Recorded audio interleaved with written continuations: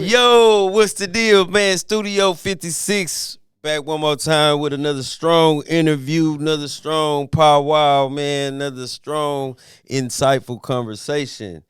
You know what I'm saying? I got my boy up in here, Travo. Y'all know the guy over there, man. But I just want to introduce y'all. If you never heard of who I'm about to talk to, we finna definitely get into it, man. We talking about a man that has been in the industry of Houston, the scene of Houston for his whole life. But the work that he has put in doesn't go unseen. And if it does go unseen, then you just a hating ass nigga, in my opinion. You feel what I'm saying? But man, we got Mr.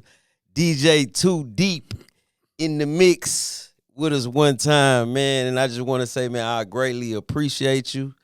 I'm humbled by your presence. You know what I'm saying? The knowledge that you put on the gram that I be seeing and coming across, man. I just greatly appreciate you, OG, for shit show. You know what I'm saying? Hey, man, I appreciate the opportunity to be here, man. I appreciate the opportunity to kick it with y'all and have a very much needed conversation, long overdue conversation. Both of you guys, man. I appreciate it. Just a live setup you got, man. Like, this man got y'all can't see the whole situation going on, but he got a real live hustle going on right here, man. I definitely respect hustlers, man. Especially legal hustlers. Nah, facts. Yeah. So For salute sure, to you for what you man. got going on over here, man. Man, I appreciate it. And it's on man. the north side, big north side. You hear me? That Northerton. Like that boy Magno say Norfolk. It's real Norfolk going on. You know what I'm saying? Yeah. I might have to start using that, man. Yeah, man. Look, when he told me, I was like, yo, man, we got to make sure everybody know that Norfolk. Magno, you need to put that on the shirt, bro. Nah, for real. Straight up. For shit. I'm gonna buy that bitch. I'm gonna buy the first one. Nah, oh God. But nah, man, let's just jump into it, man. You've been DJ and MCing for, I'm gonna just say 22 years plus, over 20 years. Yeah, 23 years now. 23 years. 24. Okay, so what first pulled you into the DJ booth? I've been a person that loved music my whole life. I've been involved in music my whole life. My mother was a great singer and a performer. A lot of my uncles was in a band. I had an uncle that was a DJ, even though he wasn't the one that taught me to DJ. But I've had music in my family my entire life. My family actually invented Zydeco. We invented Zydeco. If you go to Lafayette, there's a statue of a man by the name of Ahmed Adouin. That's my last name. Oh, wow. Chris Adouin, Marcus Adouin, all of them people, those are my family, even though we don't have that much of a relationship because, you know, it's so many of us that it's very easy for us to have the same last name and not know each other. Right. Like in Houston, the funny thing about it is that in Houston, you may know somebody with my last name, and it ain't that many. But in Louisiana, it's streets name with our last name. That we everywhere. Right. So it's easy for us not to have ever met. I've met Marcus Adouin, but like Chris and Sean, I haven't met them personally, but we definitely are family. So, you know. And the other part of that too is just to add to that, when you hear rap on a Zydeco song, that started with me and J. Paul. Oh, wow. We started crazy. that. So that's hard. That's hard. We could circle back to that if necessary, but the point of it is that I've had music in my life, my entire life. I started rapping when I was 3. I've been writing my own rap since I was 5, and I've always wanted to do music. The first song I ever made was actually on a harmonica. Wow. So, I've been doing music my whole life, and I wanted to do it professionally when I started taking it serious. And especially the time I was doing it, music was expensive. Right. You know, going to Sugar Hill Studios, $100 an hour. You didn't see nobody back then, like how people can just do a mixtape or get AI to make a mixtape. Right. Like people didn't even at the ground level, you didn't have no cover. Right. If you think about it, look at screw tapes. Screw tapes back in the game, Swisher House tapes in the game, they wrote on the tape because them covers was expensive as fuck back then. Right. So, you know, all that stuff was expensive. So it was like, how am I gonna, the thing that's about music is like, you have to be available to attend the events and do the business of being an artist, but you also need, especially then, significant amount of money. And it was like, how am I gonna be able to make the money I need to make to pay for the music and be available to go do the things that's required to be in this music. Right. And that put me in a position where I ended up in the streets. Because I always had an entrepreneurial mindset, but in my neighborhood, nobody over there owned a business. Everybody went to work. So it was like I sold candy, I sold cans, I washed cars, I used to write love letters for people, I used to do people homework, I used to do all kind of things as a kid to make money. I never knew what broke was till I graduated high school because I always had something to sell at school. Right. But when you're around people that got 9 to 5s and you like, I need to make money, they gonna say get a job, which I did. I went and got a job. I had 2 jobs. It was like I couldn't be available to go do stuff. Right. So it was like, how am I gonna have the money and be available? Only thing I could think of at that time was the streets, and that says a lot about what your surroundings are. Because if I was around other businessmen, I wouldn't have went a whole other way. But the time I came from, I'm walking across the street downtown, you hear doors locking. Damn. So it's like, yeah, ain't nobody trying to mentor a young nigga from Trinity Garden. Nah, They facts. scared of us, especially back then. Nah, facts. So like, that's how I got into DJing. It was like I was in the streets for a while, and I was doing, I guess, pretty good, as you could say, money wise. But I ended up getting in a situation where I knew I got snitched on, and it was like I gotta do something different because if I stay in this, I'm gonna end up killing somebody or going to jail for a long time because I got snitched on. Either way it go, I'm gonna end up getting a football number. So I gotta do something different. I already had thousands of CDs then because I love music. My family was in music. I always loved music. Before I had my music, I had my mama's music. So before I was into rap and all of that, I was into what my mom was into, Marvin Gaye and all that kind of stuff. Right. So I had that already. So maybe I could start DJing. I always loved hip hop, all angles of it. I've done every aspect of hip hop except graffiti. So I've done breakdancing when I was a kid. I've been rapping my whole life, and at this point, I'm transitioning into being a DJ. I always loved the art of DJing, so I got into it. Started in a little neighborhood spot called Miss Johnson that was right there in my street. I would play music and then go outside, hit my licks, play songs, go outside, hit my licks, stuff like that. And it got to the point where I started out selling crack for like a short, brief time, but I got out of that quick because there was so many people doing it. And it was like 1 rock, 2 rocks can get you this much time. And like a lick pull up, it's 10 niggas running to the car. Right. It's like that didn't make sense to me. So I switched to weed. Right. Because the crackheads smoke weed, the dudes that sell crack smoke weed, the people that don't do either smoke weed. Right. I served whole houses. Right. So I done went in and served mama, daddy, uncle, sister, and brother all in the house. Right. So I switched to doing that, and I ended up serving all the niggas that sold dope. Right. So that's how I got the name the Dope Man's Favorite DJ. Because when I finally started getting booked, because I started getting good at DJing, it was Dope Boys that was booking me for all my gigs initially. Right. Shout out to my partner Joe Baby, man. He was in them streets too. You know, I say that now because he didn't pass away, but I've been shouting him out for the longest just because he was actually how I ended up getting at Mr. A's. Because I DJ'd his birthday party, and there was a bartender there that he paid to bartend by the name of Kerry Washington. Shout out to Kerry. And he saw me DJing there and suggested me to the owner, Mr. Ashley, at Mr. A's. And that ended up turning into a 19-year run over there. Oh, that's love, man. That's love. That's heavy. So how the Zydeco part ties in is J. Paul Jr. used to perform there. And he had a little brother by the name of Flip, R.I.P. to Flip from Acres Home. And he was a slab rider, all of that. And, you know, he used to do the I'ma come down flow. So Paul would let him get on the mic from time to time and freestyle while he, you know, playing the instrumental part of the song. And Flip knew I rap too. Because he would always be in the DJ booth. We fucking around, chilling. He showing me his new watch, all that shit, whatever. We kicking it. We good. So he he told Paul about me. And so one day Paul let me get on the mic and freestyle like he did. And the crowd really liked it. So he started making it a semi-regular thing. It wasn't every time that he performed, but it was kind of, I would say maybe at least 2 times out the month, he would let me get on the mic and freestyle. And so it got to the point where he wanted to do a song. So I'm on like 3 or 4 of his songs. And from there, like if I haven't, so he had Money Black and KB on there first. He had a song with them first. I don't think it meshed well. The sound didn't click because they rapped like they would have rapped on any other song on the Zydeco song.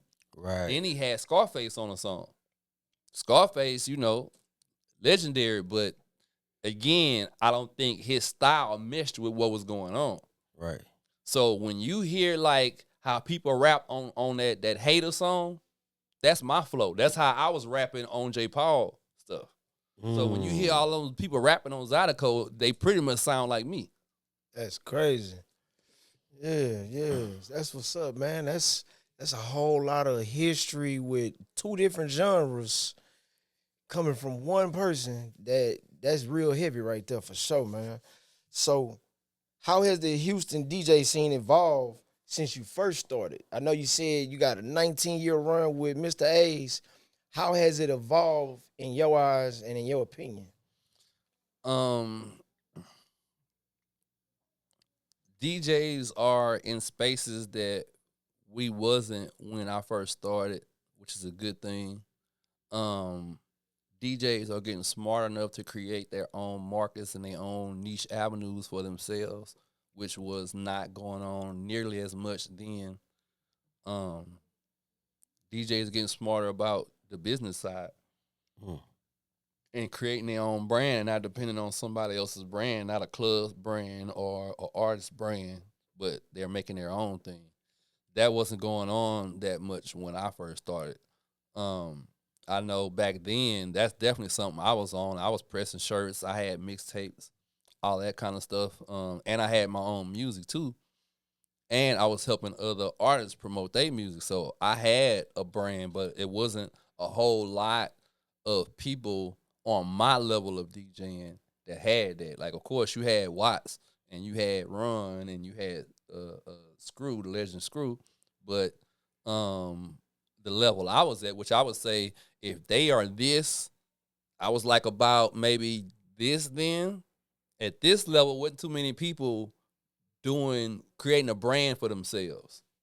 Their name was attached to the club they DJ'd or the artist they DJ'd for. And the problem with that is when the club closed, your name die. If that artist get rid of you, your name die. But if you a factor separate from that club or that artist, then your name lasts long as you want it to last. That's dope. Yeah, that's real. Yeah. But on the other side of it, technology has made the barrier to entry easier. But with that, you got a lot of sucker DJs now. Way more than what there's always been sucker DJs, but It's more than ever now. yeah, because like shit like I can spend $300 on a deck from a pawn shop and I can hit the sync button that automatically matches the songs. And then all I gotta do is put my hands in the air and all I play is the shit that I like. But enough of the shit that I like fit in a particular room to where I can get away with pretending I'm somebody who actually know how to work the ones and twos, who actually curates music, who actually loves this. There's a lot of people that just want to be seen. And if I can't, especially with some people who, if I can't make it as a rapper, well, I'm going to try being a DJ. I didn't start DJing because I couldn't make it as a rapper. I started DJing to pay for the rapping. That's 2 different things. Most of the people that bring me music cannot out-rap me. Most. I ain't gonna say all. You gotta I'm tell gonna it. say most. You gotta tell them one of your songs that you done dropped, man. Tell me what you was on. Well, the most known song that I've been on is Trinity Garden Drop. That's me, Young Sam, and Money Making Boom. Yeah. Sam made the track. We recorded it at Chill Factor, which was a mixtape shop / studio that Young Sam and DJ Chill owned together. So yeah, Sam was a businessman back then because he was still a teenager. I don't think he was fresh out of high school and he was owning a shop Man, on the DJ south Young side. Sam inspired a lot of us. in Nah, the shout out facts, to generation. hands down, He hands inspired a down. lot of us because I was still young, but I'm looking at it like, man, I gotta have X amount of dollars. I gotta be from this part of the country, and I gotta know these people just so I can try to get my foot in the door. But then when I found out DJ Young Sam from the North Side, and he was working with Slim Thug, and just about every video you turned on, DJ Young Sam, DJ Young Sam, and I'm like, man, that's crazy. So if he doing it, we can do it too. We just gotta, Most you know what I'm saying? definitely. You gotta grind it out. Most definitely, Yeah. most definitely. No, facts. Shout out to Sam, yeah, man. Working with him and everything. So that's where a lot of our collaborations come from working with him because I've been working with him for like a long time since he Yeah. was just rapping. He wasn't even a DJ then. So he used to rap. Yeah, he still do rap. He got music out now. Man, I gotta check that out. Yeah, we actually got a project out now, 2-song project called Two Piece No Side Order. There's 2 songs on there, so y'all go check that out. That's out We right say now. 2-piece, no side order Yeah, on me. yeah. So the first one is on some lyrical stuff. It's called Feel Like We Do, and the second one is more like a vibe for your ladies or you chilling, that type of thing. I need that That in my one, life baby, right it's the there. grind. So I be know. listening to too much drill and Yeah, trapping. I need some of that to balance if it out. I had to describe us together on a song, I would say we would probably, to make it relatable, I would say we'd like the H-Town Outcast. Oh, that's hard. I almost definitely got to When tap when in we're with it. together. Now Yeah. separately, he got a path that might not look like an Outcast member, and mine is definitely not like anybody else. But together, that would be the easiest thing to relate us to, I would say, because we really about like real topics when we do music together, real topics and lyricism. No, that's hard. That's hard. So you were saying about the sync button. You know what I'm saying? Yeah. So it just had me thinking. So as an MC, how important is it to control? How important is it for crowd control and energy reading, like during the sets? Oh, it's all important. It's what separates you from people who not supposed to be on stage. Mm, The barrier to entry as an artist is easier now too, but that also ends up with a lot of sucker MCs. right, To use a 80s term, you right. get a lot of sucker MCs, people that just. So when I first started rapping, everybody that I knew that was taking it serious had what I would call a incubation phase. The space between when you first made your first rap and the first time you told people you rap. Mm-hmm. And that space in between, you was perfecting. Because you knew, especially being black, when you in the hood, if you tell anybody you can do anything, what they gonna say? Let me see. Let me Exactly. see. Real shit. And if you don't do it right, what's gonna happen next? they gonna Yo, take laugh you right now. You out of They there. gonna take you down through there. So you know whether it's dancing, telling jokes, whatever it is. Once you say you can do it, you gotta be able to show that shit, and you gotta be able to keep doing it. So you didn't want to play with that because, especially in that time, we not thinking about getting a name on the internet. People got their name in the streets. Right. It was Jensen Park is talking about Too Deep. And then Trinity Garden is talking about Too Deep. And then the North Side is talking about Too Deep. And it happened like that then. Right. So you want to make sure your first impression is good. The problem with today is niggas be done wrote their first rap. They already trying to do shows. I need a manager. All it like, bro. Facts. I wish you could say that part 100 times for the Nah, youngsters, but you- man. but So, see, so it be like your neighborhood got to know you first, then the when city. you do it the right way, it's like going up a ladder, and every rung you go up, there's a lesson you learn. That by the time you get to this part where you making the money and you ain't gotta have a job and you're doing what you love and you collaborating with your favorites, by the time you get up here, you are so well versed in your craft Come on. that's highly nuanced. It ain't just about this one thing you think it's about. Right. So by the time you get here, if something happens, you know what to do. You know how to pivot. Right. If something happened with the mic, you know what to do. If the interviewer asks you a crazy question trying to get you looking crazy, you know what to do. Right. If people talking crazy about you on Instagram, you know what to do. But when it's like, I used to sell dope, or my partner sell dope, and I look like a rapper to him, so I'm gonna just throw something together, and then next thing you know, we're gonna drop 200,000 to get me seen. But I ain't never really did no show before. I ain't never really did no interview before. I ain't never really freestyled before. I don't have no rhyme book. I don't have no catalog for real. Facts. You got like one completed song and like 10 songs that ain't done. Facts. And you already got artwork and shit. Yep. But see, the thing about that is, and I feel like this, and I've been just kind of marinating on this thought for a little minute. Don't get me wrong, you know, I feel like it's dope for people to be able to, you know, be able to record themselves. You know, they made music making more tangible for people, right? Mm-hmm. But at the same time, they made it for you to put out your music easy too. But this what a lot of people don't understand. That shit is a cesspool. You know what I'm saying?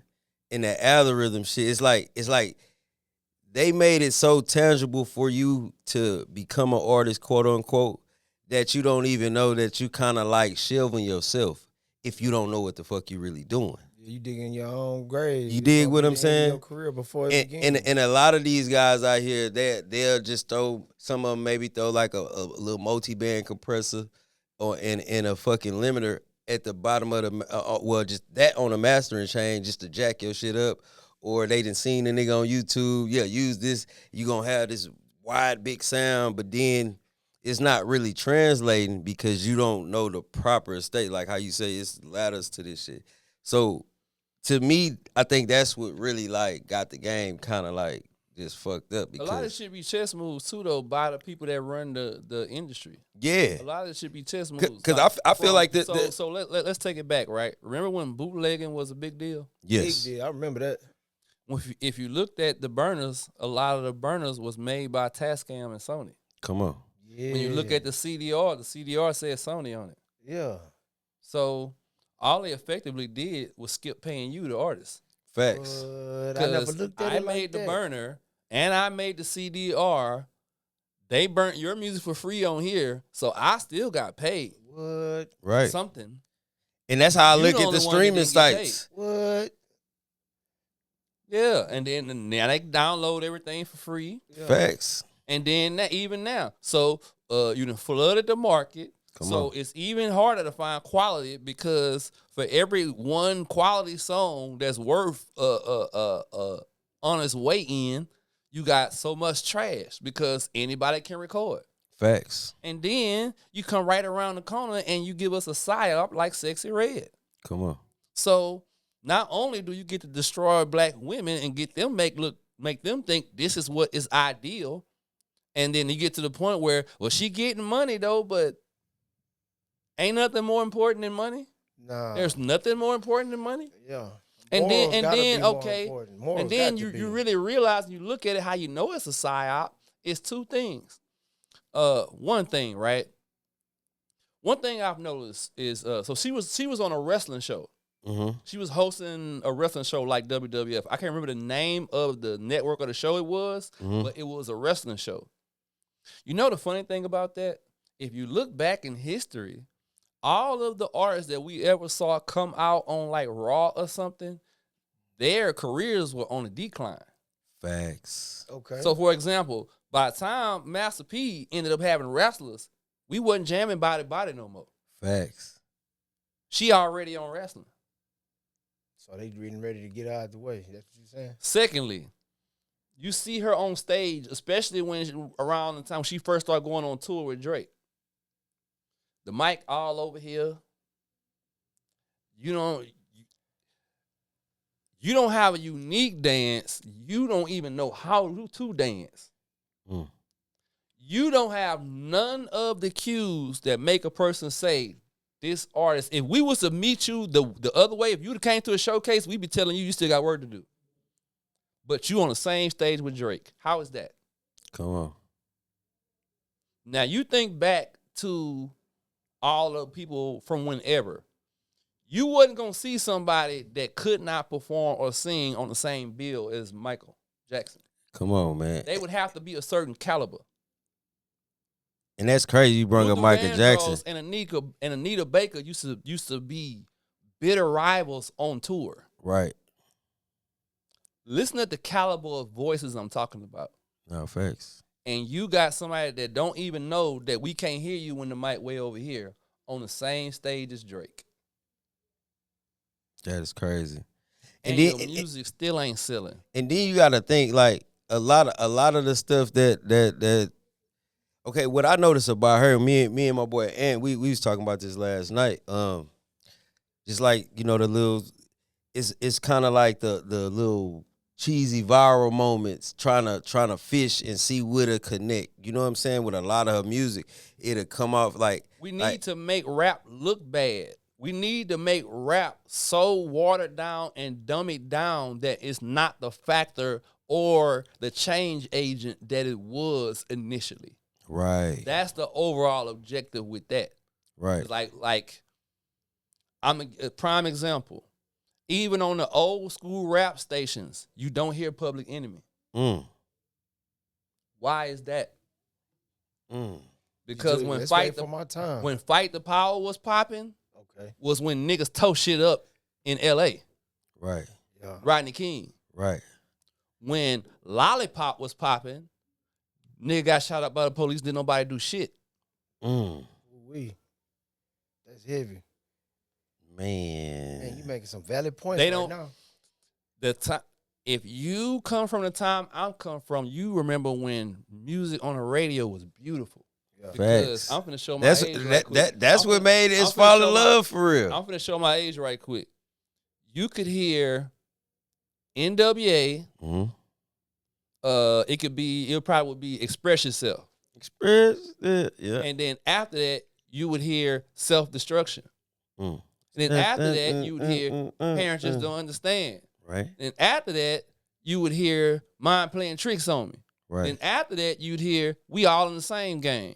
Right. After that, you would hear MC Hammer. Right. You had a choice of all these different things, whatever energy you wanted to go to. It was all positive. Now, damn near everything is NWA. Yeah.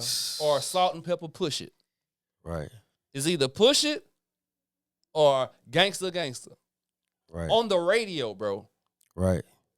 To the point where and then you had even with the DJs, you bringing these artists to the school and you think because you have the version that don't have cussing on it, that it's okay, but the song is still about popping pussy. Real. It's still about taking drugs. Sliding on a person. Bang, think bang. Think about that you know for what I mean? a second. Yeah. And here's it. So the teachers, besides the part of teaching you the lesson, the math, the science, the whatever, they are trying their best, even though some of them not that good at it, at modeling what an adult male or female should be looking to be when they get older. Just for you to bring them in the auditorium and have, we go together. Yeah, we go together. You just destroyed every fucking thing you was trying to teach them kids. Because she came in there with that big ass chain. I ain't trying to hear that shit you talking about, and you came up here in a Toyota. Yeah. Nah, for real. That's real. Facts. That is real, man. That is totally facts. And somebody in the system knows that, but they're allowing it to happen anyway. Why is that is the question you should be asking yourself. Somebody knows. I'm not the only one that know this. I'm a DJ, bro. You think all the people with degrees don't know that if you keep bringing these rappers up here with this horrible ass message and it just so happened that they not cussing? Facts. He still understand what's going on in front of him. Yeah. So guess how, you know the song South Dallas Swag? Right. Guess how that song broke Smackwater? We was bringing artists to the school. I used to be a part of a program called TNT Educational Foundation. Shout out to DJ Studywood. Shout out to Miss G. So what we would do is facilitate programs for schools, middle schools and high schools. And we would do basically like trying to think of the show. It was called on BET, Teen Summit. I Right. remember that. We would talk about different topics. Like it might be about bullying, it might be about teen pregnancy, it might be about staying in school, or sometimes we would do like pep rallies geared around the standardized tests. And with those things we put on in the auditorium for the kids, we would bring performers. One of the main ones we brought with us was T Wayne, and he was going by Vanilla Trill then. And he was a dancer, and he would perform South Dallas swag. Right. Right. And so it got to the point where when the kids got out of school, they blew 97.9 up for South Dallas swag, and they didn't have the song because they didn't know anything about this kid. Yeah. And it got to the point where when they finally did get in contact with him, he was on the radio immediately because the streets wanted him, Yeah. a.k.a. the kids wanted him. Yeah. That's dope. We brought J-Dog to Wheatley. He performed First 48. Show you an example of what I'm talking about. So he performed First 48, right? Mm-hmm. But he not cussing. The kids is saying the regular version. They know Cuss the real words song. and all. They filling in the blank for him. Yeah. Him and Mug is on stage at Wheatley. R.I.P. to Mug from Boss Hog Outlaws. Him and Mug is on stage and he's performing that song. So what he do at the end of the song, he make all the kids stand up, turn around, and apologize to the teachers. Nah, real. That's real. And we never had another performer with that kind of message in our shows again. That's real. Because we realized that although our idea is to try to motivate the kids and get them excited to learn and stuff like that, we was muddy in the message with how we went about it. Yeah. Right. Hey, that was real for J-Dog to do that right there, man. One of the realest. Yeah, he Facts. One of the One thing I realest. can say I'm the about him, first he's one to solid, play man. riding on foes in the club. Mm. He one of the realest. Yeah. Shout out J-Dog. Shout out J-Dog, man. The Hog, man. OGs, man. No, that's bro. That's deep because Yeah. you got to think so many, like ain't too many people got that in the front of their mind as they performing and they seeing what's really going on. Yeah. You know what I'm saying? Some people gonna eat it up and they gonna soak it in. They just like the fact that everybody rapping with him, but J-Dog was conscious and he seen that and was a part of the correction. Yeah, he calls himself. That's why I got respect for him even more now. I always did respect him, but he but that right there- calls himself. You probably heard him say this a lot. GFG, God fearing gangster. Yeah. Yeah. Yeah. And when I hear that, like that is the epitome of what that is to me from a musical standpoint, because it's like I'm trying to correct myself. I'm trying to live righteous, but I grew up in an environment where, this stuff is all over me. Yeah. And I'm just slowly but surely, washing it off. I'm getting the dirt off me slowly but surely, but, I still got dirt on me. I still could backslide. I still could slip. I still could end up doing something to somebody if they play with me wrong, but Yeah. I'm trying to do what's right. I'm recognizing what's right, and I'm trying to do what's right. Yeah. No, man, for Respect. real. God And you can't do nothing but respect that. Yeah. Shout out to that boy, Because man. we all do something wrong. I'm far from perfect. No, Real. exactly. Man, so, dang, trying to see, because some of these questions I had, it's like you touch on them, like just automatically. You know what I mean? So, okay, let's see. Artist, poet. Mm-hmm. Okay. You've balanced DJing with being an artist and a poet. To like how do those creative sides all connect for you? Well, one of the things with me being a DJ, adding that on top of it, I have to be able to compartmentalize. I have to know when those sides can collaborate. Mhm. And especially on the DJ side, I have to be extremely selfless. Because the reality of it is while so many people is like, why the DJ ain't playing this person and that person, we ain't got to play none of y'all niggas, ever. And ain't nobody gonna miss you. That's the reality of it. One of the reasons why you have a demand is because some DJ is playing you. Even if you blew up on the internet, if you only was on the internet, if no DJ was ever playing you to back up that internet buzz, you out of here. Done for. And it's a lot of artists that do that right now. Let me add this part. Tell me when you ever went to the club with your mind, yeah, I want to hear a bunch of shit I ain't never heard before. Never. Exactly. Yeah, that's real. So if I play anything that these people ain't never heard before, it's a blessing. Mm. Yeah. So to this idea that you could demand the DJ to do anything is crazy. Especially when we can't demand y'all to reach back to the DJs who looked out. Mm. Man, you hardly ever hear that happening. If I had a plaque for every song I broke, my wall would be covered. I only got one plaque. Shout out to 1501 for my gold plaque for Big Old Freak. But my wall should be covered. Oh, you broke that one. Yes, sir. You gotta lay it on them then, man, because I didn't even know that. That's I was crazy. playing Megan. The first song I heard from Megan that I started playing was a song called What the Fuck I Want. And it was produced by DJ Chose. This is before she got with 1501. Okay. Right. And I started paying attention because she was doing different freestyle ciphers and all that kind of stuff. Right. But then when she got with 1501, of course, everything turned up. But I was already on her on that song from Chose because she was rapping her ass off and she wrote her own shit and she was from Texas. I'm like, I gotta fuck with this. Right. Because quiet as kept, I've been trying to break a female artist in Houston for at least 7-8 years straight. Mm. And for some reason, it always kept happening where it couldn't happen like that. The closest one I got to doing that with was Candy Red because I broke Independent, which Beat King produced. Right.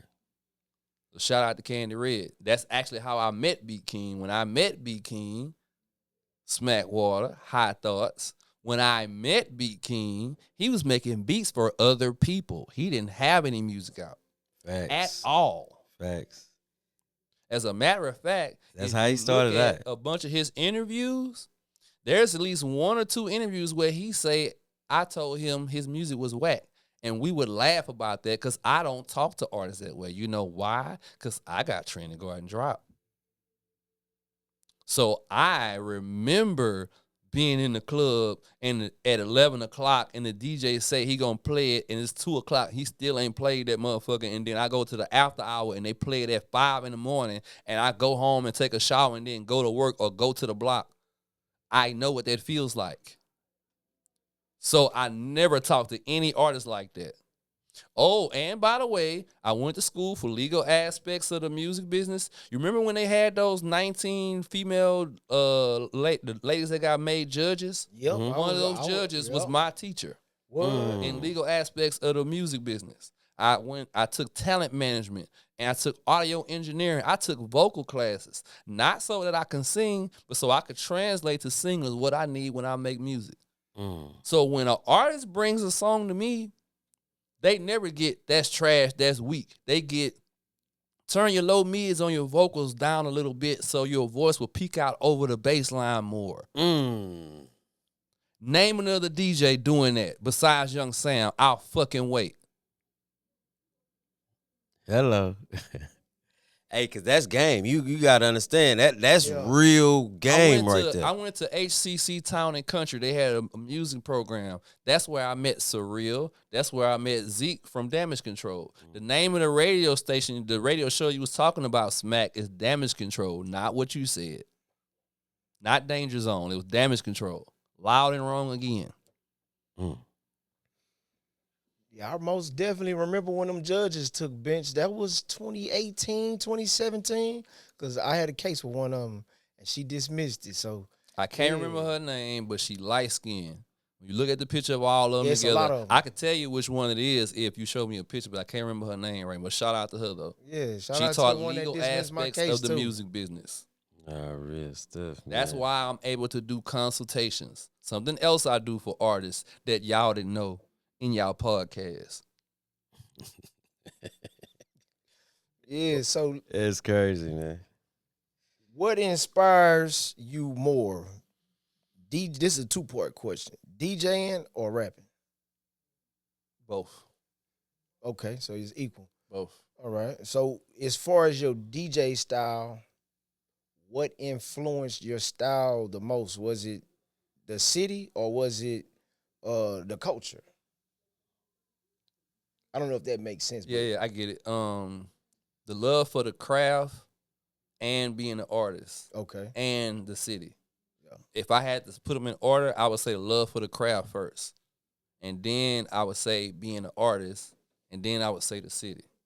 Mm. So like the love for the craft is like seeing Jazzy Jeff do his thing, and it's like Yeah. I gotta be able to do something that looks remotely close to that before I can call myself a DJ. For sure. For sure. And then the rap part, cause like me being an MC, my MC style when I'm in the club comes from me being a rapper. So I know same way how you do a punch in. That's why like when I'm MCing something, I'm not repeating what's in the song most of the time. I'm saying something that complements what's being said in the song. Mm. I can do that because I rap too.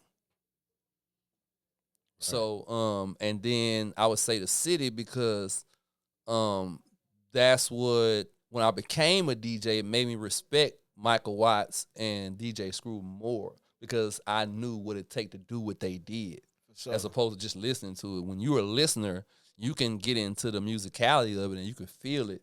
But until you actually try to do it yourself, You see what it takes. then you know I have this phrase, it look easy because I work hard. Mm. So like the first time you saw Michael Jordan dunk from the free throw, everybody tried it and bust their motherfucking face. Man. I was one of them. Yeah.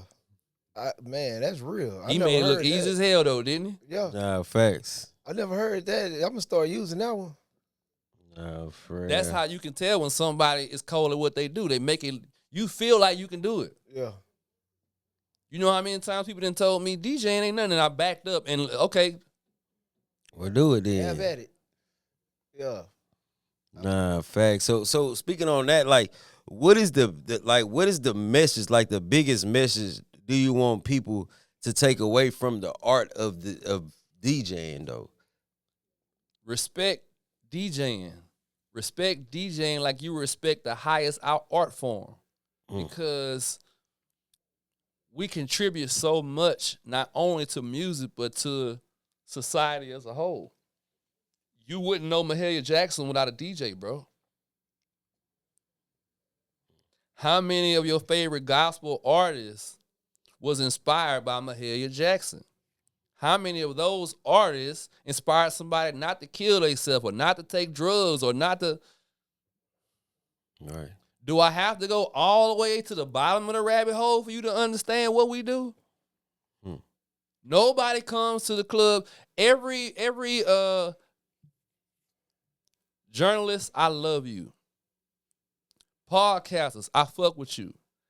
Niggas with microphones that's talking about the DJ, listen to this. I'm going to go set up at the club with my setup, and you set your setup up and see how long the people stay when you do what you do, and see how long they stay when I do what I do. Nobody's in the club to have a meaningful conversation. They in there for the music. Guess who's the music, nigga? Without the music, you don't sell alcohol. That's where the real money is. So I'm giving y'all the game. You only pay to get in the door one time. But the more people dancing and bobbing their head, the more drinks they buy.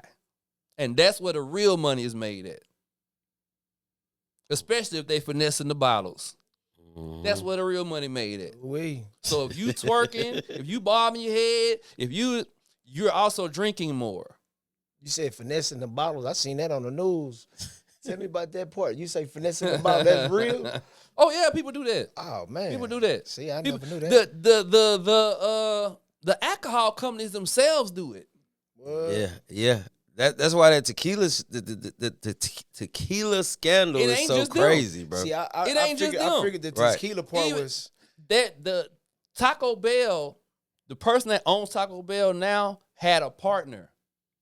They had a different recipe. When they parted ways and he sold a Pepsi, he kept the original recipe. They still in California. I forgot what they call now. They called It's Taco Loco or something yeah, like that. yeah, yeah. I But they seen got it. the I real- seen I that. done seen them. They So like white, the, brown, the, brown the and Taco red. Bell that we got access to is what happens when Pepsi got it. Yeah.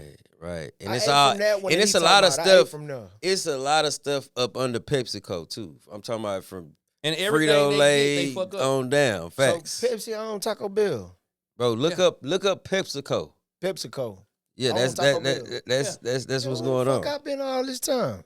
Oh, Bro, yeah, if you don't notice, so I you look guess at the don't drinks. know- Look at the drinks that's in there. I paid attention to that part, but I just never knew that So I guess you don't somebody know called that, PepsiCo owned that them. Popeyes and Church is owned by the same people too. Now I figured it was something very similar Same with people. them. I always figured that part.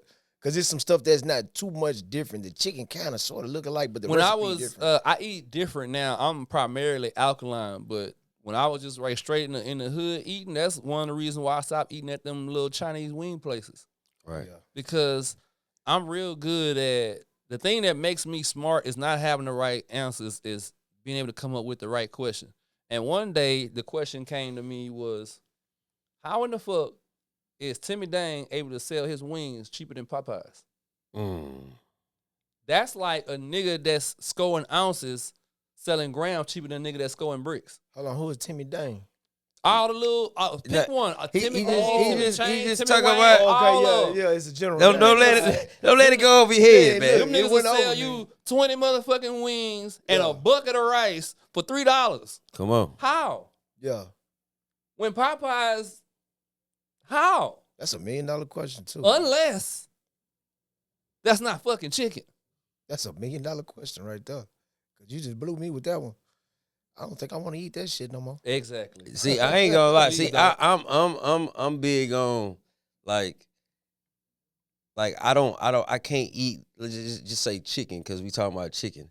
Like a motherfucker can't give me no big ass chicken, bro. You can't because chickens naturally don't get that fucking No, big. they don't. They don't. You dig what I'm saying? But you gotta be a certain age to even know that. That shit is crazy though. Like Yeah. if you 20, you don't know that. Right. It's a movie out You there used to that these swole ass chickens. Right. it's a movie out there that goes. But see, I deeper know into it, I though. knew the difference And because here's the thing, bro. That's actually like when I was a kid, we had big dudes. They didn't have man boobs.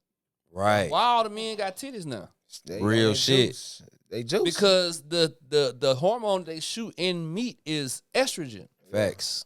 That's why these women got mustaches too. Because when you increase the estrogen level in a man, he starts to get features like a woman. When you increase the estrogen in a woman, she starts to get features like a man. for sure. That's real. It's Facts. a movie called. That's Food why Inc. you got 16-year-old girls looking like they 20 fucking four. Yeah, Facts. And you gotta ask them for their ID. yeah. Big facts. I came from the time where she might look 24, but soon as she start talking, you know she's 16. Not today. Nah, for real. You gotta ask her for a fucking ID. And you might have to ask her for a birth certificate just to make sure that she's coming to you how she was fucking born. Whoa, Nah, real shit. that's real though. And now you gotta find out if they vaccinated.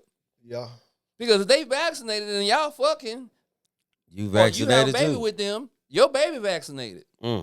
Why you think you seeing all these commercials for donating blood now? Because they can't take their vaccinated blood. Because if you get shot and they gotta give you a blood transfusion and they give you my blood and I'm vaccinated, you vaccinated.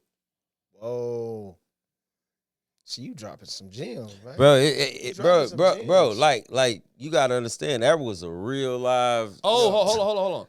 Y'all all owe the DJs a motherfucking apology. Cause all of y'all was blaming us for fucking COVID when they had that quarantine shit going on.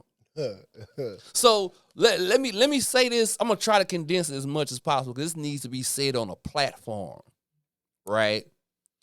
First, they went from telling you can't make a mask. 3 days later, nigga, they said this is how you make a mask. You fucking geniuses. Secondly, have you ever seen a virologist suit? Yep. When you watch this, whenever they air it, Google virologist suit. What's the little character on SpongeBob that's at the bottom? Sandy. Sandy. Yeah. The suit that a virologist wear look like the same suit Sandy has on. Yeah. If they gotta wear that, what the fuck you think them masks was doing? You fucking genius. Bro, that shit didn't Man, make no y'all want to sense. keep them clubs open. That's why And now where you look at, everywhere you look up, they didn't open the Epstein files and all types of shit. And that shit was a fucking psyop. You owe the DJs and the club owners a fucking apology. We can keep going now. I was living in Cali at the time when It's crazy as hell. that boat landed over there in the bay. I had just moved to Cali, man, and people had all kind of different ways, weird little stuff I seen them doing, and the COVID thing was still spreading. Like it was Everything that I crazy, said was man. gonna happen with COVID happened. Yeah. It was like they gave me. It was like I had already read the script. My phone was blowing up the whole pandemic because first I was the pandemic. Say, No, that's exactly what it was. Exactly The whole what it was. pandemic, Yeah. my phone was on fucking fire because everybody kept wondering how I knew what I knew. yeah. People testing motherfucking jackfruit and monkeys, and the test coming back positive. Well, How does a fucking fruit come back testing positive for COVID? Yeah. Because it's a psyop. I seen that part though. That's what it made me start Yeah, looking it's a at it crazy. psyop. Just like the civil rights movement, it's a psyop. Hey, come on, man. Everybody ain't gonna like that part. Nah, it ain't nobody what everybody like, because Yeah, of people course. got to hear the truth about this shit. Of course, but I'm Especially His if real name is you Michael King. Especially Not if you Martin read the Luther shit. King. Of course, yeah. See, that's another part of 'Cause the that truth shit that ain't- people ain't gonna like because they ain't know that naturally. The civil rights movement is why you still believe that the white ice is colder. Come on, man. The civil rights movement is why you still asking for reparations instead of making your own. But the space between when slaves got freed and the civil rights movement, we were the most married people in the country. We was all moving up. We had our own schools. Claude Anderson, his family had their own bus lines. Soon as we got integrated, the white ice is colder. Come on, man. The thing that you don't realize is when you watch them, you see them pictures of those lynchings, a lot of time the nigga hanging on that rope, you know why he hanging right there? Because he teaching niggas how to read. Or he own a barbershop in that town, and his barbershop make more money than all 5 of the white barbershops because the niggas can't go nowhere else but to him. Come on. Facts. DJ Too Deep. No, facts. Let's get back on this DJ shit, though. I want to make sure we cover all the bases with that shit. Let's get back on that, man. Okay. As a music consultant, what's the biggest mistake independent artists make? Not becoming a student of the thing they want to pay them. When I sold weed, I used to buy High Times magazines. Anything I want to pay me, I become a student of. You'll come to the show because I'm a part of Coalition DJs. I'm the vice president of the Houston chapter. Shout out to Paradise. Shout out to all the Coalition DJs. We have an event, Smack, High Thoughts. We have an event every Monday. Every first Monday of the month called New Music Mondays. He's already been there. Strictly for finding and developing new talent in the city. And sometimes we have panels. On one of those, we had a managers panel. We had Miss Megan from TSF there. We had Heavy from Boss Hog there. We had my homegirl Diamond, who manages Mr. Wired Up. We had the homie Sumo. Shout out to Sumo. He was there. And I want to say 1 or 2, we had Mexican Connected. Shout out to her. And none of the artists had no questions. That was crazy. The people that was facilitating, we had to ask the questions. They just wanted to rap and leave. Not even understanding what's sitting in front of them. Just sitting back watching them. You got the keys to the city sitting in front of you. Crazy. Yeah. Anything you want to make happen, Bonafide was there too. Shout out to Bonafide. Anything you want to make happen in the city on the management side was sitting in one room. Right. And you didn't have nothing to say to them. That's You didn't even not only did you not have no questions, you didn't get him no music. Damn. But we not doing our job, Smack. They don't want it. That's just straight it is. That's just what it is. Cake ass nigga, what you talking about, bro? Nah, facts. Let's get on it, man. I want to touch all that shit, bro. Nah, man. So what okay, let me see.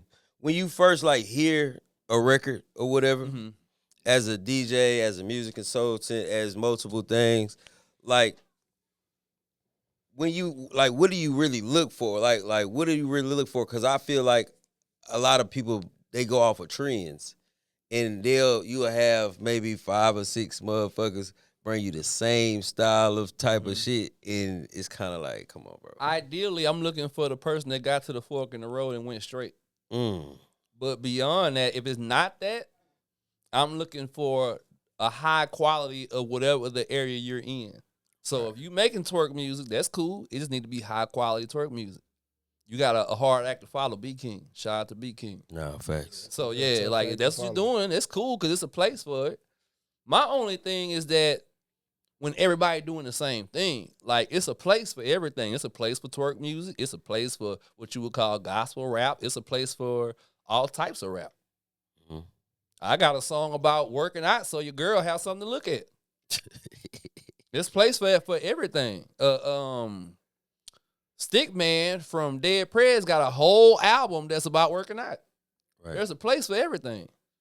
But whatever it is, be cold at that shit. Right. And I'm looking for the unique selling point. See, part of what I learned when I was going to school for legal aspects of the music business and talent management and all these things was I took a film class for commercial and TV. And I learned what the purpose of a commercial was. The purpose of a commercial is to point out the unique advantage of a product. So out of all of the sodas on the market, why should I pick your soda?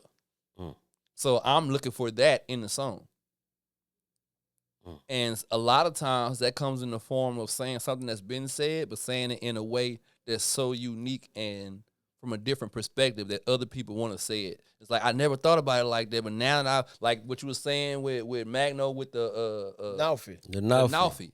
It's like I ain't never heard nobody say that before, but as soon as you said it, I knew exactly what it meant. Yeah. It clicked like a motherfucker. Facts. Hell yeah. I ain't never said Nalfi, nigga. Everything Nalfi now. Yeah. And that's my first time hearing it. Yeah. That's what I'm looking for in the song. Nah, big facts. For real. Yeah. Nah, that's hard. That's hard. And that's something that all these niggas with microphones ain't said because they can't break no records. We can keep going. No, that's cool. Man, that's cool. Them some heavy facts, man. You can't look at it no other way. So, how has streaming and social media changed the consulting game? Shit, even the DJ game, you can put. You know what I'm saying? Streaming is one of the worst things to ever happen to the music game. The only advantage of streaming is you get to reach an audience faster. But the trade-off is horrible. Because here's a hashtag I use all the time. Audit DSPs. Audit Spotify. You know why? Because they pay you 0.05, 6, 9, 2, 3, 4, 5, 11, 12, 13, 14, 15, 16, 17, 18, 19, 20 of a penny. But nobody's asking, what is they share of a stream? Do we know what their share is? Because the idea is that's your portion as the artist. What's their portion? Yeah. Per stream, what do they get? Do anybody know? That's a good question. So they could be getting $5 per stream.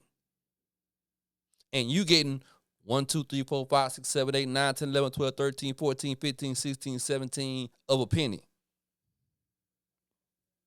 Then on top of that, y'all paying for these subscriptions you pay for this shit every month to keep your music on this DSP. You know what I mean? Yeah, you don't buy it one time no more. That's the other part. You own nothing. If all of this shit shut down right now, I have enough DVDs and VHS to be my own Netflix. Right now. If you 25, you out of there. Done for. You ain't got no music. You ain't got no movies. You ain't got no books. You ain't got nothing. Yeah. My DVD, pick something. Big Mama's House. No, I don't do Tyler Perry. Let's say like let's dead say presidents. Let's say dead presidents, or let's say American. No, let's say Cocaine Cowboys. Okay. I bought that bitch one time, Hmm. and I still own it. I've been having it for at least 8 years. I still own it. Netflix, Tubi, all that can go away. I still own it. Right. If all of a sudden Apple Music shut down, nigga, all your shit gone. Everything. Everything. That's one of the things that I actually did was I worked for a few years on just getting all my bills down low. My bills are at the lowest that they've ever been. And the reason why I did this, it dawned on us, one thing that dawned on me, like, we always paying for shit. Shit. It used to be, it costs $100 to go outside. You ain't got to go outside no more. Right. They get you in your bed. Yeah, Amazon. Facts. Apple. Quick. It costs to wake up now, nigga. You better lock them cards. Apple gonna rob you blind for all them different subscriptions. Motherfucking Aldi be raping niggas. Yeah. Man, they take you down through there. 3 cents here, 2 cents there. You don't recognize that shit, but put them 2s and 3s times a million, nigga. That shit add up. Nah, you ain't lying. It definitely adds up. Because I messed around and you know, just really trying some shit. You know how they advertise something to you, you know what I'm saying? So I'm like, let me see how many subscriptions up under this email real quick. You got that Rocket Money shit? Bro. I've been thinking about doing that myself because I know I got a couple of. I be looking at my card and it be like, what is $12.30 going to? Man, listen, when I tell you, it don't say what it's for. It just say charge. Listen, Yeah, man, you will have multiple accounts of something with your motherfucking email that you paying really double for and all type of shit. Oh no, I cut that out. I went through. I'm telling you, trip me the fuck out because you know I've been having the same thing with them, you know what I mean? subscriptions, bro, is with the way some of them set up, you can still have subscriptions that you don't even know you have. Exactly. Because like you might have downloaded the app, Yeah, but they still charge you. You forgot to stop the subscription. So only thing that brought my attention to that part, what make me manually look at stuff, I've set aside time on Sundays to look at that, is when I started hearing about the Apple lawsuit, and then I noticed, man, you know what? My bank account do be looking a little light, and I don't be spending. What you call it? Facebook got sued too. I still ain't got paid. Yeah, from they Facebook. I got paid from Facebook. I ain't got paid. I got paid from Facebook. A little $38. Yeah, they probably not gonna pay me. They I probably threw it mad in the at gas me. tank. It worked. I be directly atting them niggas. I just added them today. I'm never downloading Meta. Yeah. So y'all can stop trying to sell it to me. And them motherfucking law ass glasses, I'm never buying them, bro. I sit down on the phone I'm with never Apple. buying them police ass glasses. Ever. And if you have them on, please don't wear them around me. I'm not with that shit. Nah, for real. Anybody who know how to make a mask to where my face look regular, but if you got them glasses on and look blurry, I need to holler at you. Yeah, the biometric mask. Yeah, I ain't with none of that shit. Anti-biometric or something like that. Yeah. Yeah. But I sit on the phone with Apple at least once a month and make them explain, hey, what's this 1081 and 1081 and 1081? And one day, man, I must have recovered every bit of like $200 and something off of one phone call because they couldn't explain where that money went. Oh, I so got they like immediately gave it back. $1,741 from T-Mobile. What? I'm a certified cell phone lawyer. If they trying to fuck you out some money, put me on the phone and say he my rep. I bet you I get you right. If you telling the truth, I'm gonna get you your money, bro. on that part then, so I'm gonna give you a cheat code. Social media. How I got action at them when I called them the regular way, they had some black chick on the phone giving me the runaround. Just basically repeating, like she had a script they had to say. She just kept repeating the script. Yep. I added them on Twitter. I'm finna make sure you niggas lose all y'all goddamn people in Houston if I don't get my shit right. How is it I owe y'all $700 for a phone that I don't even have no more that I've been sent to y'all? They hit me in the inbox. I ended up getting a phone call. 2-3 days later, I got and then what they try to do is say, we're going to credit your account. No, I didn't send you no motherfucking credit for to pay the bill. I don't want no credit. I want my money. Nah, for real. So they sent me a card Prepaid with card. the 1741 on it. Hey, that's what's up. Yeah, I need you as my rep then, man. You know, Yeah. make something Name happen. another nigga you know did that. I'll wait. Make something happen, man. Nah, facts, man. So, how important? Because it's all about content creation, right? Everybody, content is content. That we got content. That I be hearing niggas say that shit. You know what I'm saying? And all content ain't equal. Niggas with microphones. You feel me? So, how important is content creation for DJs and artists in 2026? Um, I think it's important, but I think you could determine how important it is for you. Mm, So, like, how much does Jazzy Jeff need content? right. As opposed to if you 15 and you just starting out, Okay. how much do you need content? Okay. And I think you're going to need some amount of it, but it's all about how you set your brand up to determine how much of it you need. Right. Some people, their whole brand is basically Twitch. So for them, that's your life's blood is content. Right. If you're doing a lot of DJing in clubs and stuff, it's a good plus, but you getting booked anyway. Long before I've ever recorded myself DJing, 23 years no job. So if content was that important, how would I be able to even say that? Right. But that's because of how my particular career was set up and curated. Like, Right. I could be one of them people where my whole thing is being online and setting up these events and stuff and having the cameras everywhere and the people all around me. And I am going to do some stuff like that. So watch out for that. But again, that ain't my bread and butter. My bread and butter is the people standing in front of me saying I'm jamming. Okay.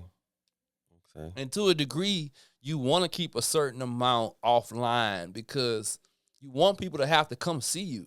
Right. Like, when I was a kid, like 7 o'clock on Thursday, you didn't have to tell kids come in the house. Cosby Show was on. Right. Everybody finna be in the house. You got to a certain degree, we got to get back to that. It can't always be I'll watch it later. No, facts. It got to be you had to be there. 100%. With your phone 100%. Off. Because you didn't want to miss nothing.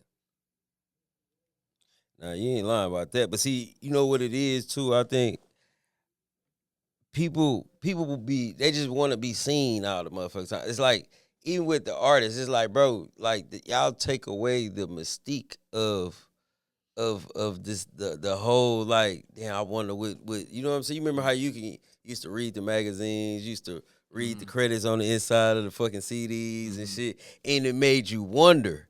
You know what I'm saying? But now it's like all these motherfuckers be in your face. You start really seeing, like, I really don't even really like you. You know what I'm saying? Because you artist development and having representatives and all of that stuff really saved a lot of artists back in the game. Like, if we knew the real Whitney Houston, we wouldn't look at her the same. I'm sure that she would have still been successful. We wouldn't have looked at her the same. Like, she was marketed to be an untouchable queen when actually she was from the hood with a good ass voice. right. And, like, some of the worst things that ever happened to people is social media and stuff, and not having somebody between you and the enter button. Because a lot of people put like what's going on right now about the DJ shit, niggas ain't putting their feet in their mouth. They done went all the way up to their motherfucking knees. Damn. Niggas got their knees in their mouth, bro. But it's like, it starts to be less about what's accurate and more about who's the loudest or who has the most people looking at what's being said. And that's when shit get bad.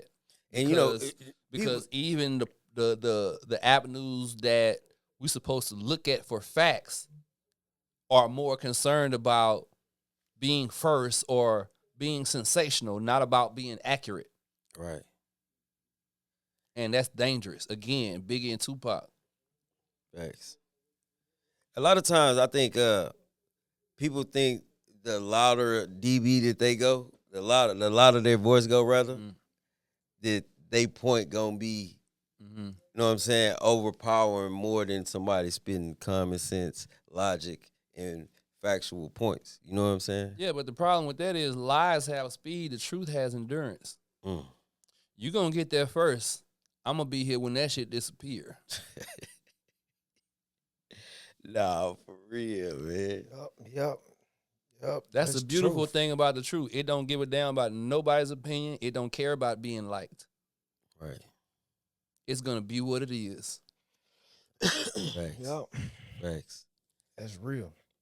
No, man, that I mean, it's a lot of good goddamn game in logic and knowledge. I hope y'all pick this shit up when y'all watch this, bro. Real shit, man. Cause this is what I feel like for our culture, for Houston, really need is for motherfuckers to really understand what it takes. You know what I'm saying? Before they start saying this and that. Cause I ain't gonna lie, like not even getting into what's been going on, but that whole DJ, oh man, the DJ don't do nothing but spin records. You know, that was like a joke type Yeah, shit. Even in Players Club. You know what I'm that saying? is my point for even because there's people, man. The majority of the people who have contacted me since that whole dialogue conversation got started have been saying that what I'm doing is the right thing. But there are a few people, some people even close to me, that's like, let people talk, bro. Let them niggas, you know what you did, this, and that. But my thing is, y'all think I'm operating off of anger. I'm just passionate. What I'm doing is basically, like you said, let's it's before Players Club, but let's say we start at Players Club. When Players Club came out? Shit, what, 1990, what, 6, 7, So let's something say like that? 96. 96? 20 years ago, Right, and y'all still talking shit about the DJ? right, Y'all still doing it. You ain't stopped going to clubs. right. You ain't stopped getting screw tapes. You ain't stopped getting watch tapes. Oh, But facts. you still talking shit about DJs. And ain't nobody said nothing. 20 years. So I'm the Kevin Samuels of this shit. Nah, facts. Women been going off on us for fucking ever. And we ain't say nothing. Right, Now we start talking, we being sassy. right. No, you niggas don't know what you talking about. Cause just like they ain't never stood up and pointed their penis at the hole in the toilet and they pee went that way, you ain't never been a man a day in your life. How the fuck you know? You ain't never played no music a day in your life. You ain't broke your own songs, bro. I broke my song along with other songs. Who you think know better? Right. So it's time that somebody, and a lot of the roles that I end up taking up in society and in community and all of that come from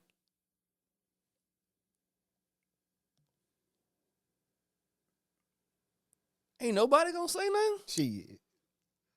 I'm listening. I'm soaking up the game. You hear this shit too? You think he wrong too? But you ain't gonna say fuck it then. I got it. That's how it happened. Wow. A lot of times. So now I'm the voice of the DJs. Until I'm no longer a DJ, anytime somebody jump out the window about DJs without knowing what they talking about, I'm jumping behind them niggas with an anvil covered in steak knives. And he said anvil covered in steak knives. Damn. You niggas respectfully gonna learn. Cause y'all need us way more than we need niggas with microphones. So what do you think the gap like what separated people that made people feel like DJs are not significant to the culture and to We make it look too easy and we ain't been saying nothing and they don't understand what we do. They think they do, but they don't. right. Like, from a DJ perspective, we've seen this a bunch of times, but you might not understand it. Just the idea of some lady walking up to you and saying, cut that off and play this. She don't understand that she's effectively saying, fuck everybody else in here.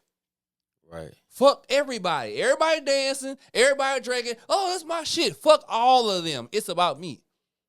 That's what you're saying. They don't even look at it like that because they don't understand what we do. Our job is to try to please the most of the people and at the same time full well knowing somebody in there still going to have a problem. Right. You not going to please the whole club. Right. But we still shoot for that. And it's hood night and you just ask for Johnny Taylor. For a crowd that want to hear Glorilla. Right. They might like Johnny Taylor. They don't want to hear Johnny Taylor in here right now because it's hood night, nigga. Right. That makes sense. That make all the sense in the world, goddamn. Yeah. Real shit.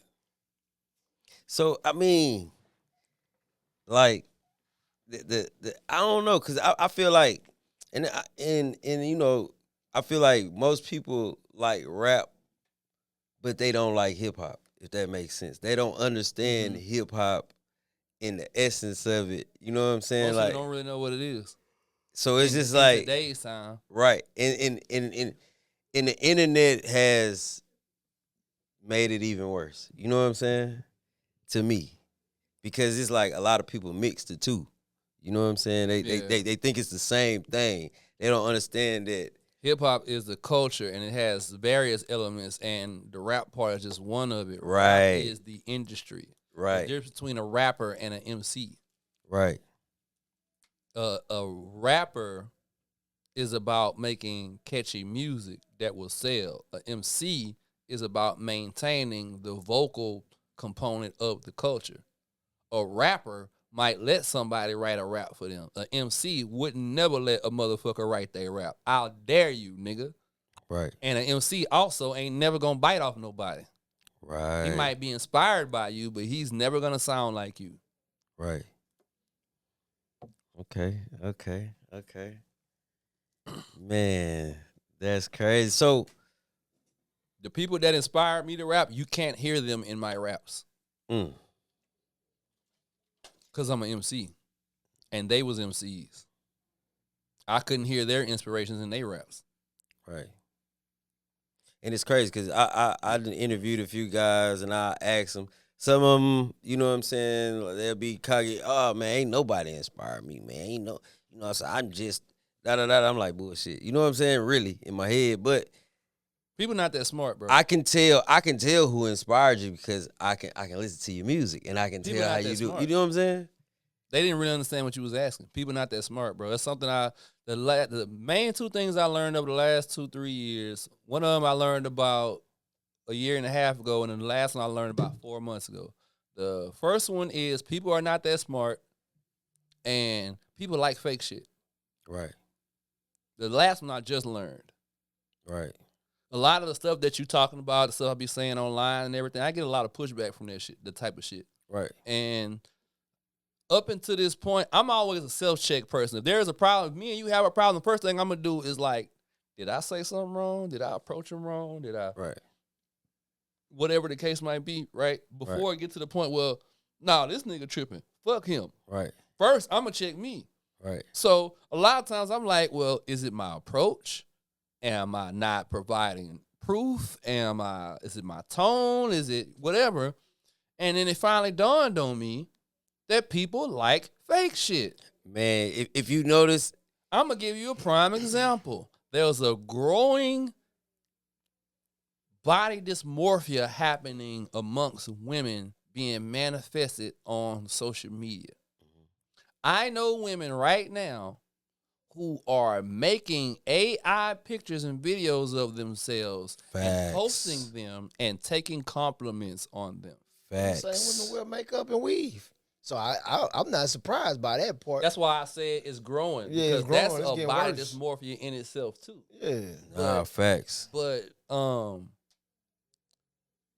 it's to the point where I've gone beyond putting fake hair on my hair and lips on my lips and ass on my ass. They reconstructing their whole shit. I'm making up a cartoon character. Oh yeah, that's literally. So it's like, have you ever seen Minority Report? I have seen that. You ever seen Pixel? Player One. You ever seen Player One? Player One. Is that a movie? Yeah, it's a Yeah, movie. they, I they seen all Player movies. One. Yeah. So Player One is about a guy who's basically playing a virtual video And he game. got stuck in He there. put his headphones on, and it's like he's in this whole other Right, world. right. And in this world, he has an entirely different body, voice, everything. Different group of But friends. as soon as you take them headphones off, he's right back the same white kid. Right. That's what they're doing. Facts. Yeah. Online, I look like this, I sound like this. In real life, I don't look shit like that. Facts. And I try to explain that to women like this. Imagine you take a dude home from the club and you wake up the next morning and everything you liked about him is on the nightstand next to him. Man. They love your dreads. That's on the nightstand. You got them biceps. That's on the nightstand. Oh, he got some pretty teeth. That's on the nightstand. Right. That's how we feel.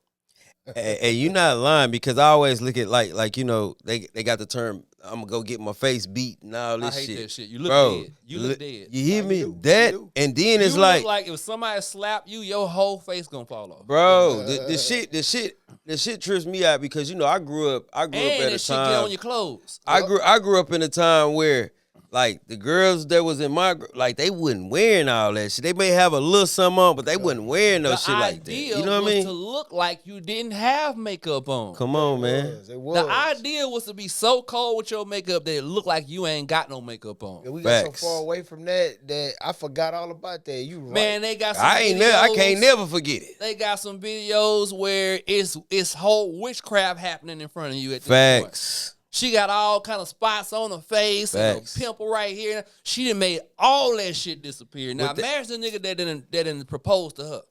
Man, it's like you dating two different people, three You different are. people, four different You people. are. You know what I'm saying? Because guess what? Here's the other psychosis to the shit. They get a whole other attitude. Facts.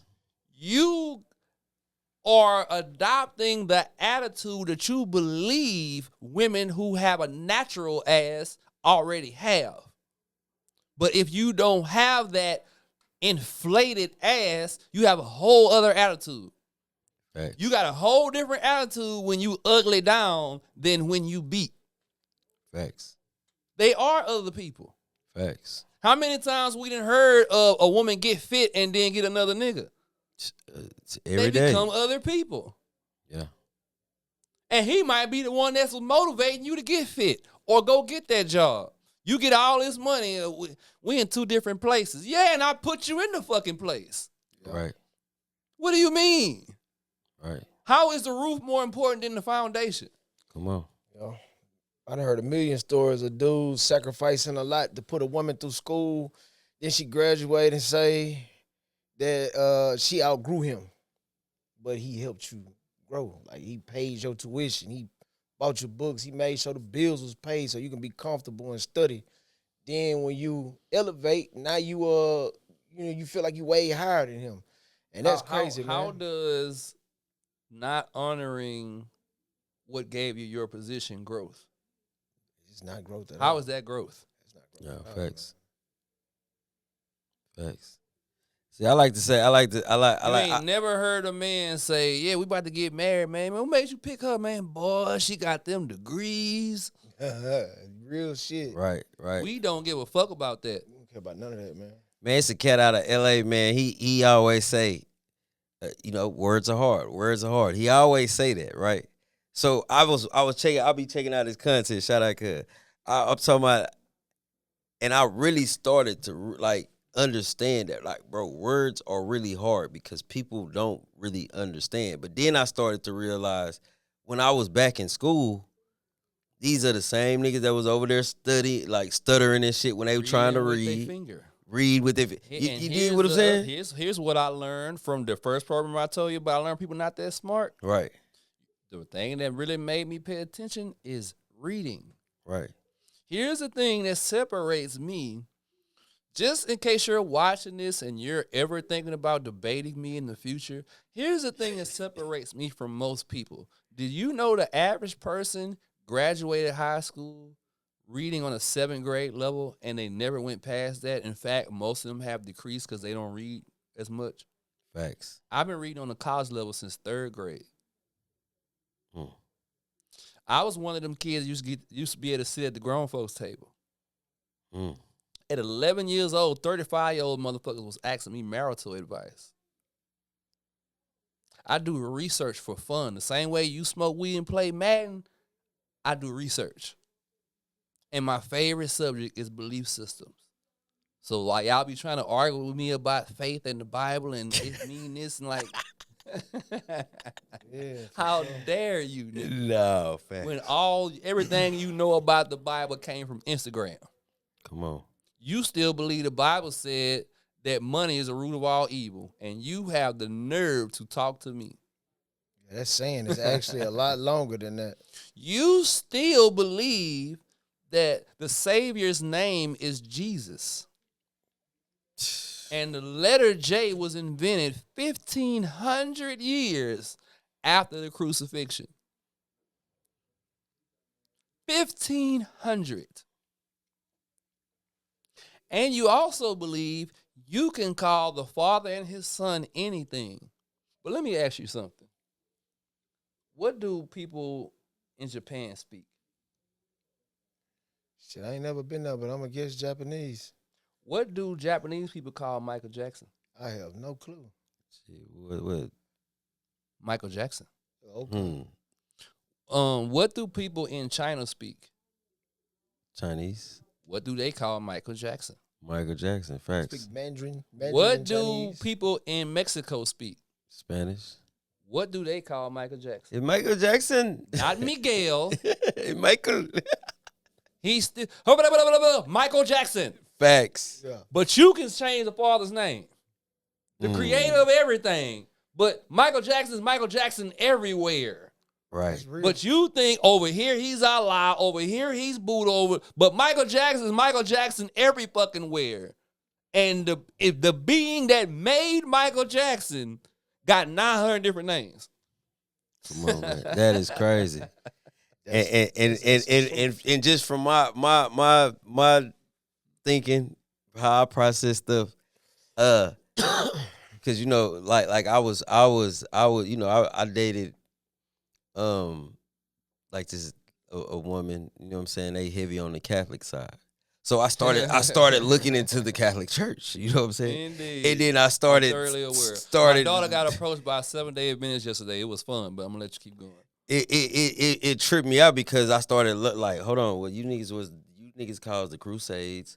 You niggas wiped out everything that you didn't like. You took on this right here because it was really bigger than what you was already pushing. Catholicism is paganism Right. asked as the way. Right. So first off, show me in the Bible where Jesus called them Christians. Come on. Never did.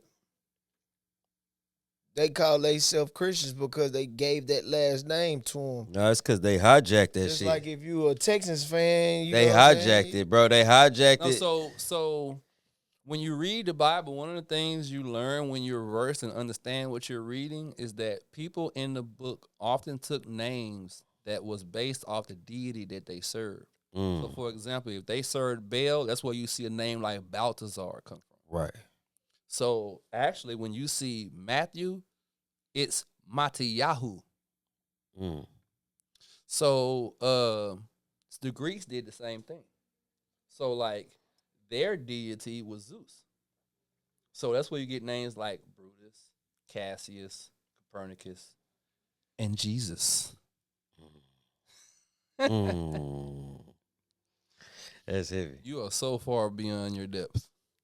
Damn. The thing that separates me from most believers is the average believer thinks that they are 3 steps away from the Father. So they are strolling because they think they have time. Meanwhile, people like me, people like Young Sam, a couple of other people I know we're more like 300 miles away from the Father. So we running full speed, and everybody else looking at us thinking we crazy. Your church is a pep rally, and it's supposed to be a school. Come on. That's why you don't know it ain't supposed to be no woman pastors. The Bible literally says she's supposed to ask her husband at home. Literally. Oh, let's do this, and then we can get off of that subject because I want to get back on this DJ shit. Christmas. let's say he was born December 25th, which he was actually born in the spring, but let's say he was born December 25th, right? We do know, we read the word that who you would call Jesus' real name is Yahusha. We do know that he celebrated. We know that from the story about turning the water into wine. You ever heard about that? Yeah. If you know that story, you know he was at a wedding reception and they ran out of wine. So he made more wine because he was there. He was a part of the party. So he did celebrate. And he lived to be 33 years old. If Christmas is biblical, why in them 33 years you ain't never seen him celebrate his own birthday or talk about it or mention other people doing it and talking about it in a favorable way or any of the disciples?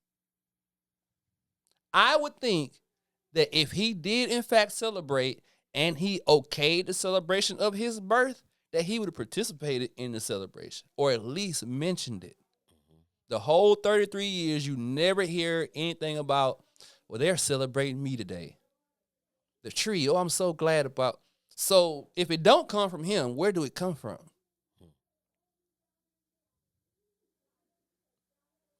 People.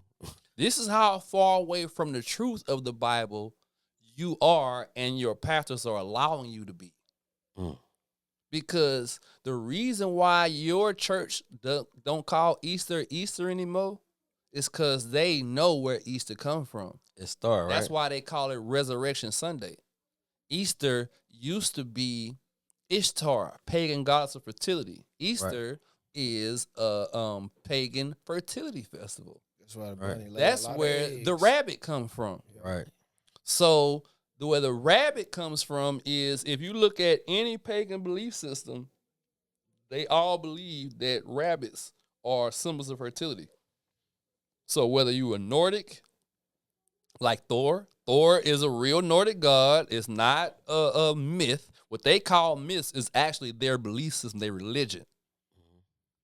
So Odin, all of that. But the egg, the rabbit, they all believe is a symbol of fertility. And the egg comes from when Ishtar's son Tammuz was killed by a wild boar. She said that she was pregnant from her dead husband with the new child. And so they would dye eggs in children's blood. That's where the egg come from. And anybody watching this, do not believe me. Go look it up. Don't believe shit I'm saying. I'm telling you right now, don't believe me and just go look. That's why they call it Resurrection Sunday now. But let's do some easy math. Because the problem is y'all go to church and check y'all brain at the door. That's the only building where people do that. So let's do some math. If I died on a Friday and I rise in 3 days, what day is that? Saturday, Sunday, Monday. So resurrection what?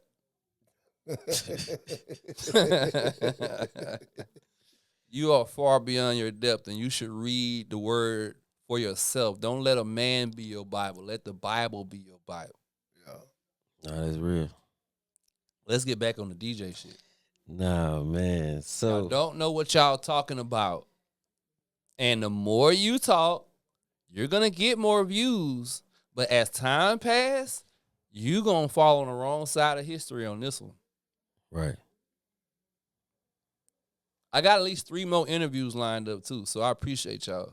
Nah, for sure, man. Man, what you got me over here thinking I deep, most hard. I don't try to act like I know everything. You know what I'm saying? I When somebody don't know, talk- Facts. man. No, so what- much, the more you learn, the more you find out you don't know shit. That's why I'm Goddamn just right. listening. I Hey, do a hey, you lot of see listening me, to bruh. people, period. I don't try to make it seem like I know everything, and I don't try to make other people feel like you stupid because you didn't know that. I sit back and I soak the game up. That way, I could teach my sons, I could teach my daughters. You know what I'm saying? So I done learned a lot just sitting next to you and listening to you. And I done learned it in a way where I can teach it to them You know what I'm saying? And then they can expand on it and teach it to somebody else. You feel me? The mark of somebody really knowing something, they can teach it to a little kid. Yeah, yeah. But here's the thing about, I didn't always know these things I know. But here's the thing about me. Why some people be so irritated about me because I be trying to, express these things. My motivation since a little bitty kid has always been, if I learn something, teach the other people who I know don't know. So even when I was like 9 and 10 years old and I was going to my uncle's house and he's second degree black belt and he teaching us Taekwondo, I would come back to the hood and teach the kids that was younger than me. I always been like that. So my thought is, wow, they been lying to us this, because I used to be King Christmas, bro. I used to be one of them niggas that hold, don't let them take the Christ out your Christmas. That used to be me. I had the hat, all that shit. So I'm like, damn, they been lying to us all this time? Man, think of all the money I done wasted or how much I done pissed the father off being this way. Let me show my cousin. And especially since he 10 years younger than me, he get to skip at least 10 years of pissing the father off in this way. Because he get to learn right now. Yeah, that's real. Just for a nigga to get, this is why I learned people like fake shit. Because you're not mad at the people that lied to you. You mad at me for telling you the truth. I done seen that a million times, man. And That's my life, bro. That is my life. That's my whole life. Because I live at the bottom of the rabbit hole. I'm not good at small talk. You can't ask me shit like who you got for the Super Bowl when I know that shit rigged. Yeah. Right. I'm gonna go straight to you know that shit rigged, right? Yeah. They show people every year, but they just skip over it. Yeah, and you know what I've learned? It's all entertainment too. Yeah. For me personally, me knowing what's on the way in the future, it's best for me because at first people used to basically say you throw people down the rabbit hole, and I used to kind of feel a way about it to a degree. But now I'm like, me being me, I gotta throw everybody down the rabbit hole. I gotta do that with everybody. And the reason why I gotta do that, because I need to know right now who you are. I can't wait. That's real. Because I know what's on the way. Man. Right. So I gotta see how you respond to. Yeah. You know what I'm saying? Yeah, like that not one sex change has ever been successful, right? You know they gotta keep putting something in that hole they make so the hole will stay open, right? Facts. I gotta tell you shit like that. Cause your face gonna tell me everything. Right. And that let me know where to put you. Yeah. Right.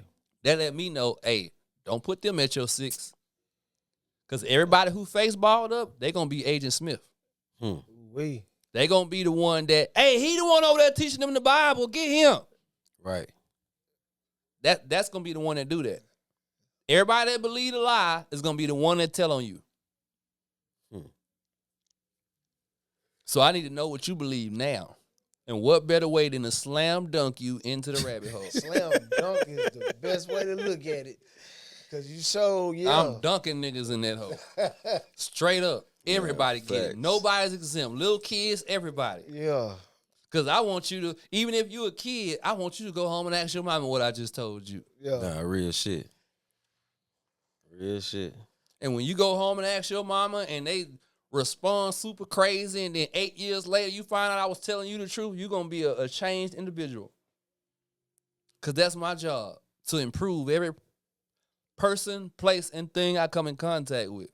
If I can't improve it, I don't even want to be around it. Right. Nah, that's dope. That's real. DJ shit, man. DJ shit, man. You don't know what you're talking about, Smack. Respectfully, you don't know. Man, so what does success look like for DJs? Is it money? Is it the satisfaction of knowing how to do the art itself? Because I think a lot of people like to equate everything to fucking money. Mm-hmm. You know what I'm saying? So what is the breakdown for the DJs? Like, cause people tend to, they just look over so much with the DJs. So I'm just really trying to think of every aspect that you could cut it in half. I would say it's half doing what you love. Mm-hmm. It's half getting paid for it. Right. And the pay for it part ain't just about the money. It's about because I'm getting paid for it, I can do what I love more. Because I don't have to leave to go do this. My job is to play the music. Right. So I get to do it for 8 hours. Can't nobody say, put your turntable up, it's time to go to work. The turntable is my work. Right. So that's like having a kid that like the color and you're paying him $1 an hour to color. Yeah. That's what we're all supposed to be doing. We are creators created by a creator for the purpose of creating heaven on earth. And the gifts, skills, and talents that we are born with are our utility belt to do our part in the building. So the problem we have in a lot of society is nobody's doing what they're supposed to be doing. They doing what pay bills.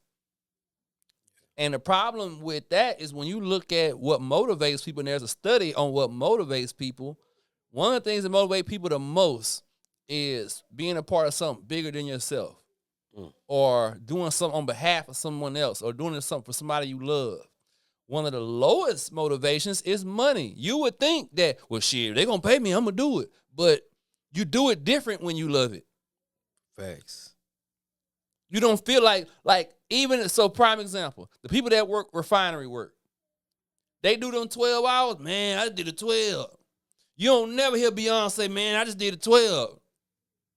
You ain't never heard Andre 3000, man, we was in the studio for 3 days, man, shit was hard. Them niggas, that wasn't shit to them. They barely even recognized they was in there that damn long. Right. They got interviews with Beyonce talking about she forgot to eat. When you at that refinery, you don't forget to eat, nigga.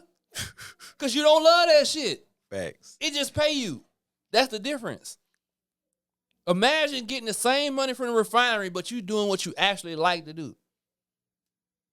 Why would you do anything different? Even if you could retire, you still work. Because you still love it. Straight up. Even if I stop doing clubs altogether, I'm probably still going to DJ something. Because I like DJing.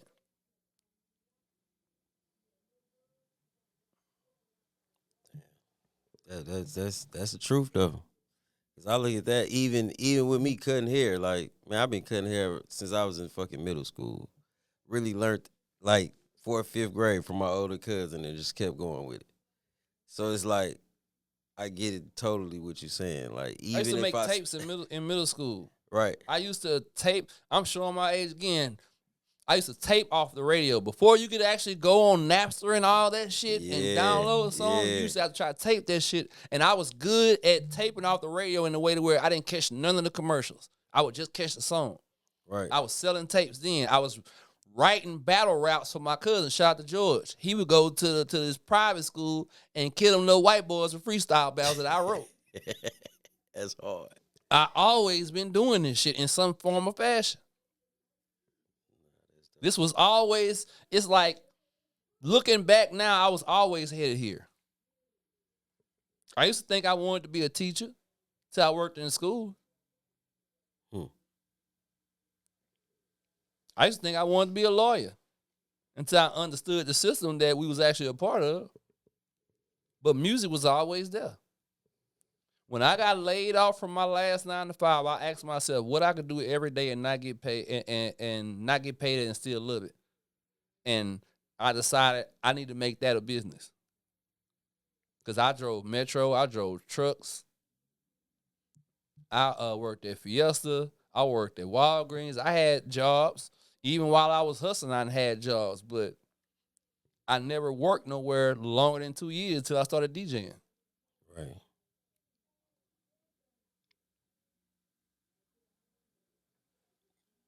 So with over 2 decades in the culture, like what keeps you motivated for real? I love it. And I get to create for a living. I get to, and then a lot of times I'm even blessed to be able to do what I love for a good cause with people I love and get paid. I don't know too many people that get to do them all together. One, two, or three of these are missing. So, for example, Ron C brought me in to help him do his school supply drive. Shout out to OG Ron C. Yes, sir. In the midst of me doing that, I get to help kids be able to be successful in school. I'm working with somebody who I admire, which is Ron C. My cousin, DJ Young Sam, coming out to support. I'm with somebody I love, and I'm getting paid. All in one. Because I've been doing community service since I've been a little kid. I was doing that before I was DJing. So, what could be better? Facts. If the Father made anything better, he kept it.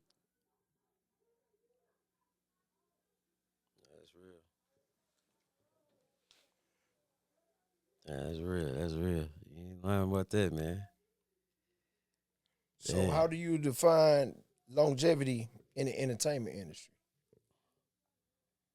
Not having to do nothing else you don't want to do. If I can keep DJing 10 more years if I want to, if I can keep rapping 10 more years if I want to, if I can keep making content or whatever it is, that's success. And not having to do nothing else, to me, that's winning. Now, people be on different levels with that, but it's winning. And some of the things that you may get motivated to aspire to ain't all they cracked up to be. Because, like, let's say if you're in the acting world, you may want to be at a level like a Will Smith, but there's a lot of secret handshakes and shit in your booty hole and everything else that come with that. So it's like, do you want it that bad? I bet that's. I don't want nothing that bad. Not at all. See, for me, true wealth is not having a bill that you can't pay and being able to look at your own eyes in the mirror and like what you see. A lot of the people that you know of in the industry that's on big coke and big dope and always got to have mansion parties is because they can't stand people by themselves because they know what they did to get it. Damn. They know they bent over. They know they sucked something. They know they took an oath. They know they did something. And they can't live with themselves. Yeah. I love me. I wake up happy and go to sleep happy almost every day. I don't know another human being that can say that. And I know millionaires, I know pastors, I know people big in business, I know people happily married. I don't know nobody that wake up and go to sleep happy, let's say about 320 days out of every year. I was on a long-ass streak before Watts passed away. A long-ass streak.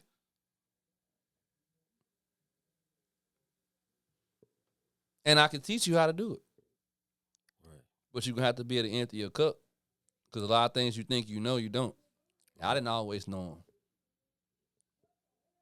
That's part of what makes me a good teacher, because I remember not knowing.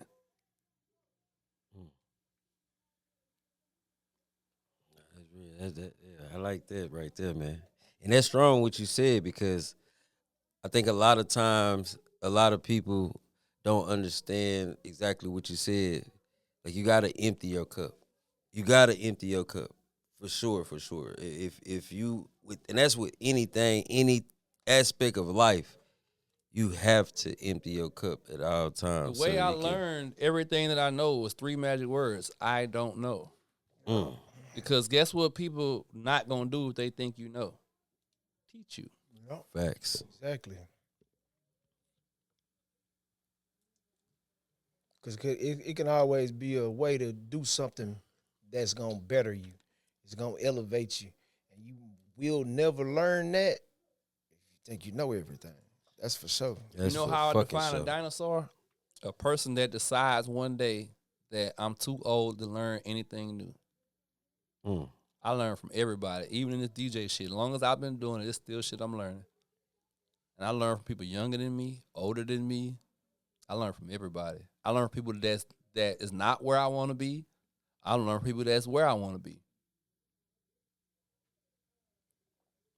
I'm always learning. There's never a day past where I'm not learning. I remember when I was fresh out of trade school, learned a little trade. I get on the job. And with me being fresh out of trade school, they put me with a guy that had been with the company 30, 40 years. And I came in the door expecting to learn everything I need to know from this dude. So he had me with him like 3, 4 months. And towards the end, I was thanking him, man, because, I learned a lot from him. That's how I looked at it. Dude was thanking me, saying, "No, I learned more from you than you think you learned from me." He's like, because I never went to school for it. I learned all of this on the job. I perfected everything from learning from other people. He said, but one thing he learned is he never gonna stop learning. So for him to be, he was every bit of 70-something years old. I was early 20s. For him to tell me that, I never let that go. Teaching is a part of learning. Yeah, man. And I learned a lot from my kids, too. That's something that people who are not teachers don't get, is that one of the best ways to learn something is to teach it to somebody else. Yeah. Yeah, it's that's like real. a lot of things that you was probably asking him questions about, he probably ain't thought about in years. Man. So he never had to like come up with a step-by-step of how to get it to somebody else because it's already in his head. Yeah, it's a different angle. So to get it to you, he had to come up with a formula. Yeah. And that formula he gonna use with other people. That's most definitely what went on. That's a lot of probably what he was saying. Yeah, because he was having to write certain stuff down in order for him to explain it to me. Yeah. Shit, he don't got to write down when he doing it by himself. Yeah, real. He know the math already. No facts. Damn. That's live, bro. Yeah. That's live. I'm the first DJ playing TSF on the north side. What year was this? I don't remember what years. Whatever year that Everybody video came out. Everybody. Oh, okay. Yeah, South Walker, everybody. Yeah. Yeah. Cause here's the thing. Let's say the first. The first. Here's the deal. DJ Young Sam shot that video with Slim and Walker and them. When I first met Walk, he was AWOC. Facts. Mash mode. I heard about that history too. But when they shot that video, that's how I got introduced to this new style they was on. This was 11 years ago. Yeah. So you would pretty much say, for all intents and purposes, his career started 11 years ago, correct? I'm guessing that's when the world got introduced to him with everybody, and everything that came after Everybody is people. Sam shot the video. How many careers was made from TSF and still being made? Man, that's one thing I gotta say about bro. But He made a lot of them. He made a lot of Here's the thing. Sam didn't have clubs then. Yeah. So I'm the only one on the north that is tapped in from the DJ side with TSF because I know he shot the video, and that put me, like, they had a project called, I think, TSF versus Everybody or something like that. B King's on there, Double H Sound is on there, Mo Gang's on there, a bunch of different stuff. I'm getting tapped into all of that. This all the new young nigga shit at the time. Right. I'm getting tapped into that. It's like 10, 11. Because half of Mo Gang ended up being TSF, JP. Yeah, he was Mo Gang. I think, wasn't Rizzo Mo Gang too? Might have been. I think he was Mo Gang That's so too. long I forgot Shout out to about it. Rizzo. I know for sure JP was, though. Lil JP. Yeah. Yeah. Rizzo is also on the project, The Streets Is Mine. We're doing a documentary premiere on February the 26th.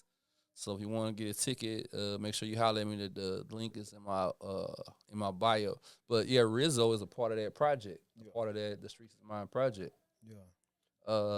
Cartel Bo was at the session, but he's not on, to the best of my knowledge, he's not on any of the songs.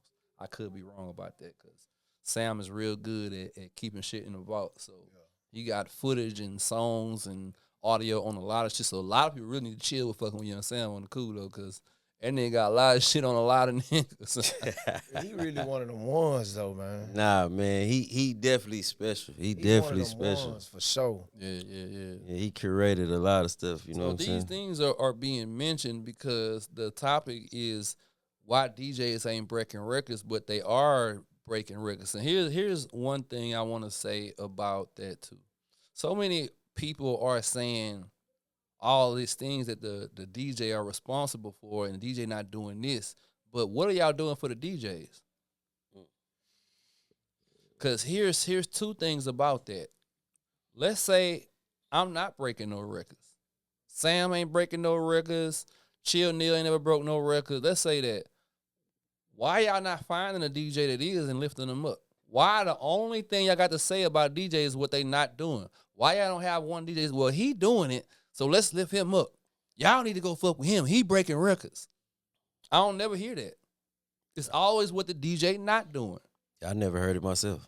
Second off, here's the deal. Here's the formula that a nigga that never played music because he a nigga with a microphone don't know. So you comparing yourself to Screw? You comparing? No, I'm not. But here's the difference. For one, people made Screw. Then Screw made people. People made Watts. Then Watts made people. Fat Joe and a couple of other people made Khaled. And then Khaled helped make and build and embolden other people. So if you don't lift a DJ up, he can't lift nobody up. Because it's one thing when I play your shit at Mr. A's. It's a whole other thing when y'all done told the whole world that when it come to Houston music, Too Deep that nigga and he play it. That's what y'all did with Screw. That's what y'all did with Watts.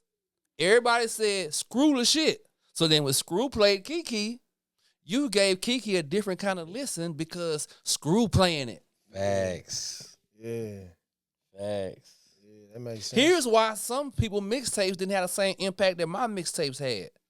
Because everybody knew that everybody was on your mixtape because they had $500.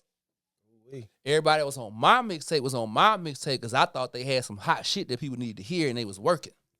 Ooh, yes, sir. I ain't gonna lie. That Yeah. Palms get and it's crazy because that's what I want. It's crazy that you touched on that because I wanted to know that because a lot of people, you always hear, oh man, you gonna pay the DJ we gonna pay the DJ to do this, we gonna pay the DJ to do that. But I don't think there's nothing wrong with that. Yeah, I don't think there's nothing wrong with that neither. But what I'm saying is this: if y'all saying yeah, man, the DJ, my boy, we gonna pay him to do this, pay him to do that, but then turn around in the same breath and be like, man, the DJ ain't doing nothing. Like, that's crazy to me. And here's the other part of that. A lot of artists chase what I call chasing chains and not game. What I mean by that is you'll go deal with this nigga because he on the high platform and he got this chain on, and your budget is $5,000. You go get him $4,500. 3 months later, he ain't did shit. And then you come to me with $500 wanting to get $4,500 worth of results. Right. Because most of the people that really know what the fuck they doing don't wear no big chain. Just like people like Bill Gates don't need no fucking Bentley. He know he got it for real. So he ain't got to do the things that make it look like he got it. Man. Right, that just you go really back. know how to do this shit. I don't need to wear this. And ain't nothing wrong with wearing jewelry, but the finessers often have big chains. Guess how they bought the chain? Finesse. With your motherfucking $4,500. Finesse. Right, that just go back to what you were saying about how what you learned about the commercial situation. The people you paying, a lot of them, if you ask them, what does breaking a record mean? It's going to sound like somebody trying to translate Chinese.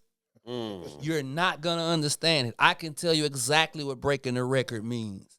And I'm not going to tell you in this interview. You know why I'm not going to tell you in this interview? Because then all them niggas I'm talking about going to start using my definition without coming back to me. Come on. So you're going to have to come ask me what it mean to break a record. And then you ask that nigga what it mean to break a record. And then ask me what it mean to break a record. And you tell me which one make the most sense to you. Oh, that's live. But you paying him $4,500. So check this out. I could give you the city for $10,000. The whole city.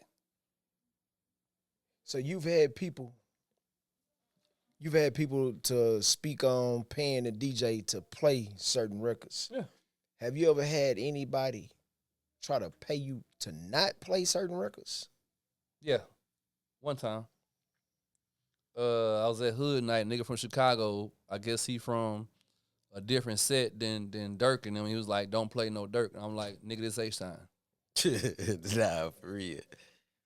That's another thing about why y'all talking about. I forgot. It's a guy with a beard that be doing a lot of content. He's talking about playing more H-Sound music. One of the things, if you ever been to Hood Night when I was there, you heard this a lot. Y'all probably been going to Houston clubs. Now you in an H-Town club. Know what I'm talking about? And you gotta say it like that when you go back home. When you go to Cali and they tell you and you ask them where they went, you gotta say, I went to an H-Town club. Know what I'm talking about? Because guess what? You could be from Detroit, you could be from Chicago, you could be from Cali. Yeah, I throw a couple Detroit, whatever. But when you come around that fourth time, we in H-Town, bro. You gonna hear some Houston in here. I know them other clubs you go to, you might not be able to tell where we from. But over here, you gonna know we in H-Town. The last mix I did, shout out to Spin the Block. They got me to do a mix on their platform. All Houston music. Smack, High TV, all Houston. Do you know about it? Have you seen it? Nah, because y'all just niggas with microphones. No disrespect, but it's the truth. Y'all don't do no research. That's what makes you a nigga with a microphone. You think your opinion, if you say it loud enough, makes you right. Or if you keep saying it, it makes you right. But that ain't the case. You can say it 1,000 times and you still gonna be wrong. Here's a funny story.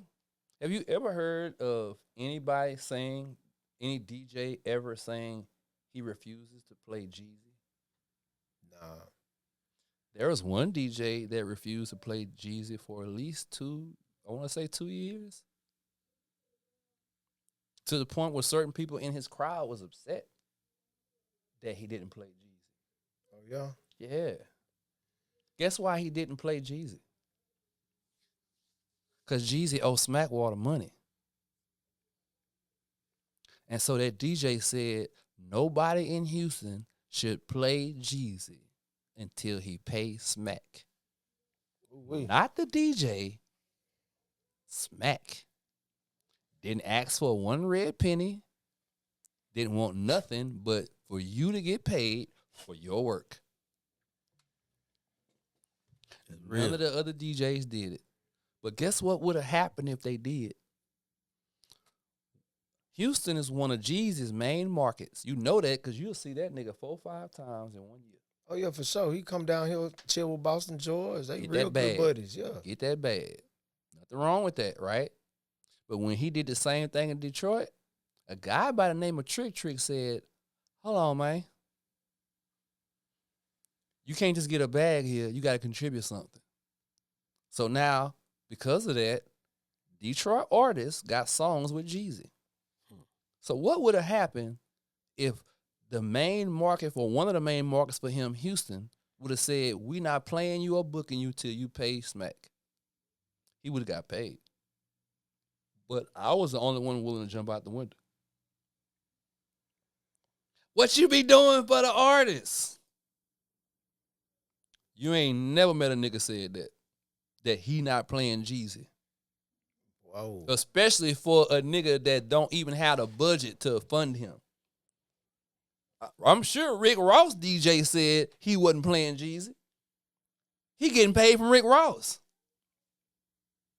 I'm not getting paid from Smack or even asking to get paid. All I want is for you to get paid.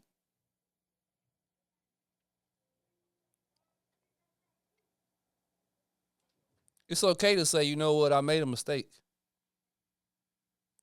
I thought I knew some things I didn't know. It's okay to do that. And people like me, people who value integrity and respect and morals and principles, we will look at you a lot better. Not saying that I don't look at you well, but I will look at you better. The times when you're right, I will appreciate them more because you can admit when you're wrong. when you come off as a person that can't admit when they wrong, it makes it seem like the time that you were right was luck, not strategy, not research. You just happen to stumble on the right answer because you sticking to the wrong answer just like it's the right answer. With all the information being presented, you still sticking to the wrong answer. Several DJs, people that you was sitting right at the table talking to, is agreeing with me, and you still going. Come on, bro.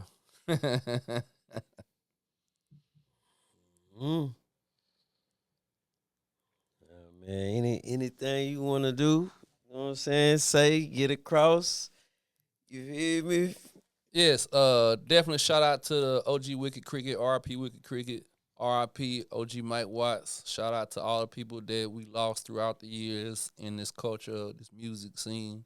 Shout out to High Thoughts, man. Again, it ain't no beef. Shout out to Smack. Shout out to Red. It ain't no beef. It's just y'all wrong. And we got to start making differentiations between journalists, podcasters, and niggas with mics. Because when we mistake these other people for journalists, bad things can happen. And we've already seen evidence for that.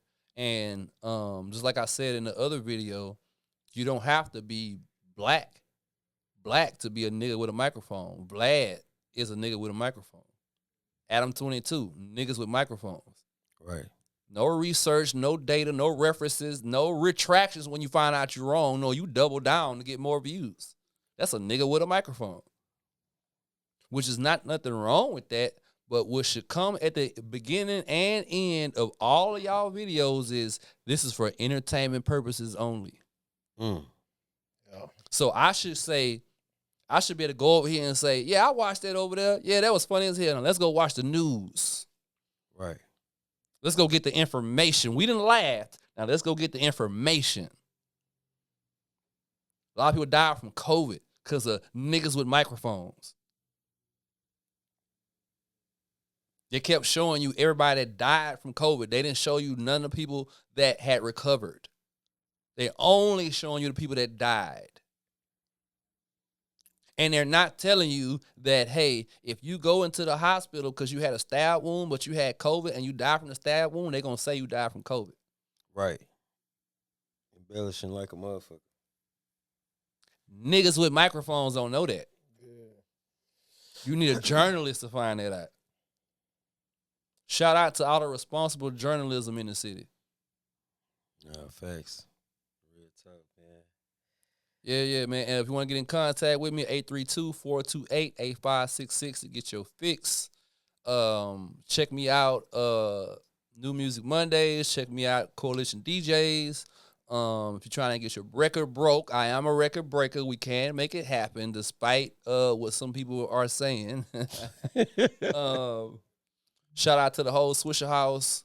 Y'all check out the new documentary coming out featuring a lot of the new young artists and the artists that are doing their thing currently right now in the city. Is out, coming out on February 26th. My brother DJ Young Sam. It's The Streets Is Mine. Y'all check that out. And it's going to be a re-release of the project with some new songs and a new master and mix on it and everything. So y'all get a chance to check that out, including Marcus Clay. Junebug is on there. Rizzo is on there. Young Martez is on there. DJ Young Sam is on there. He did the majority of the production. Shout out to Ked Carter. He helped with the production as well. Look out for new music for me. Look out for more content for me. And I am the voice of the DJs in Houston, Texas, until I say otherwise.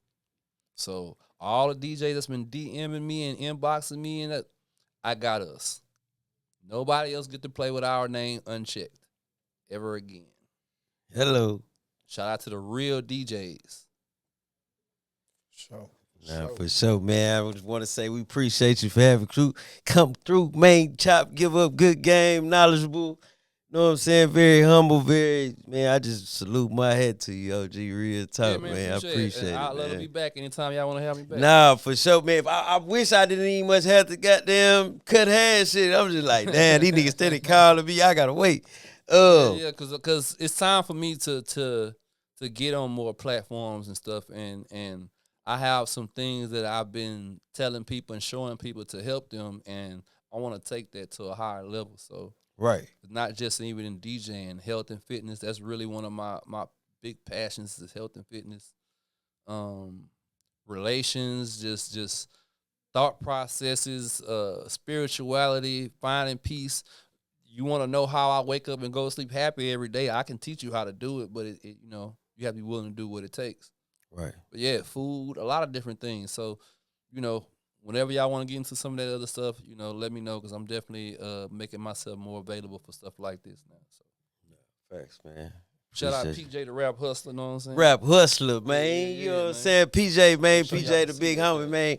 I got to get him back up here, man. Do some more stuff, man. But Yeah, I'm looking to do content with all of the OGs, man. So if you OG Swisher House, OG SUC, OG Rap a Lot, whatever it is you got going on, I want to do some content with y'all, man. I want to do at least one piece with everybody, man.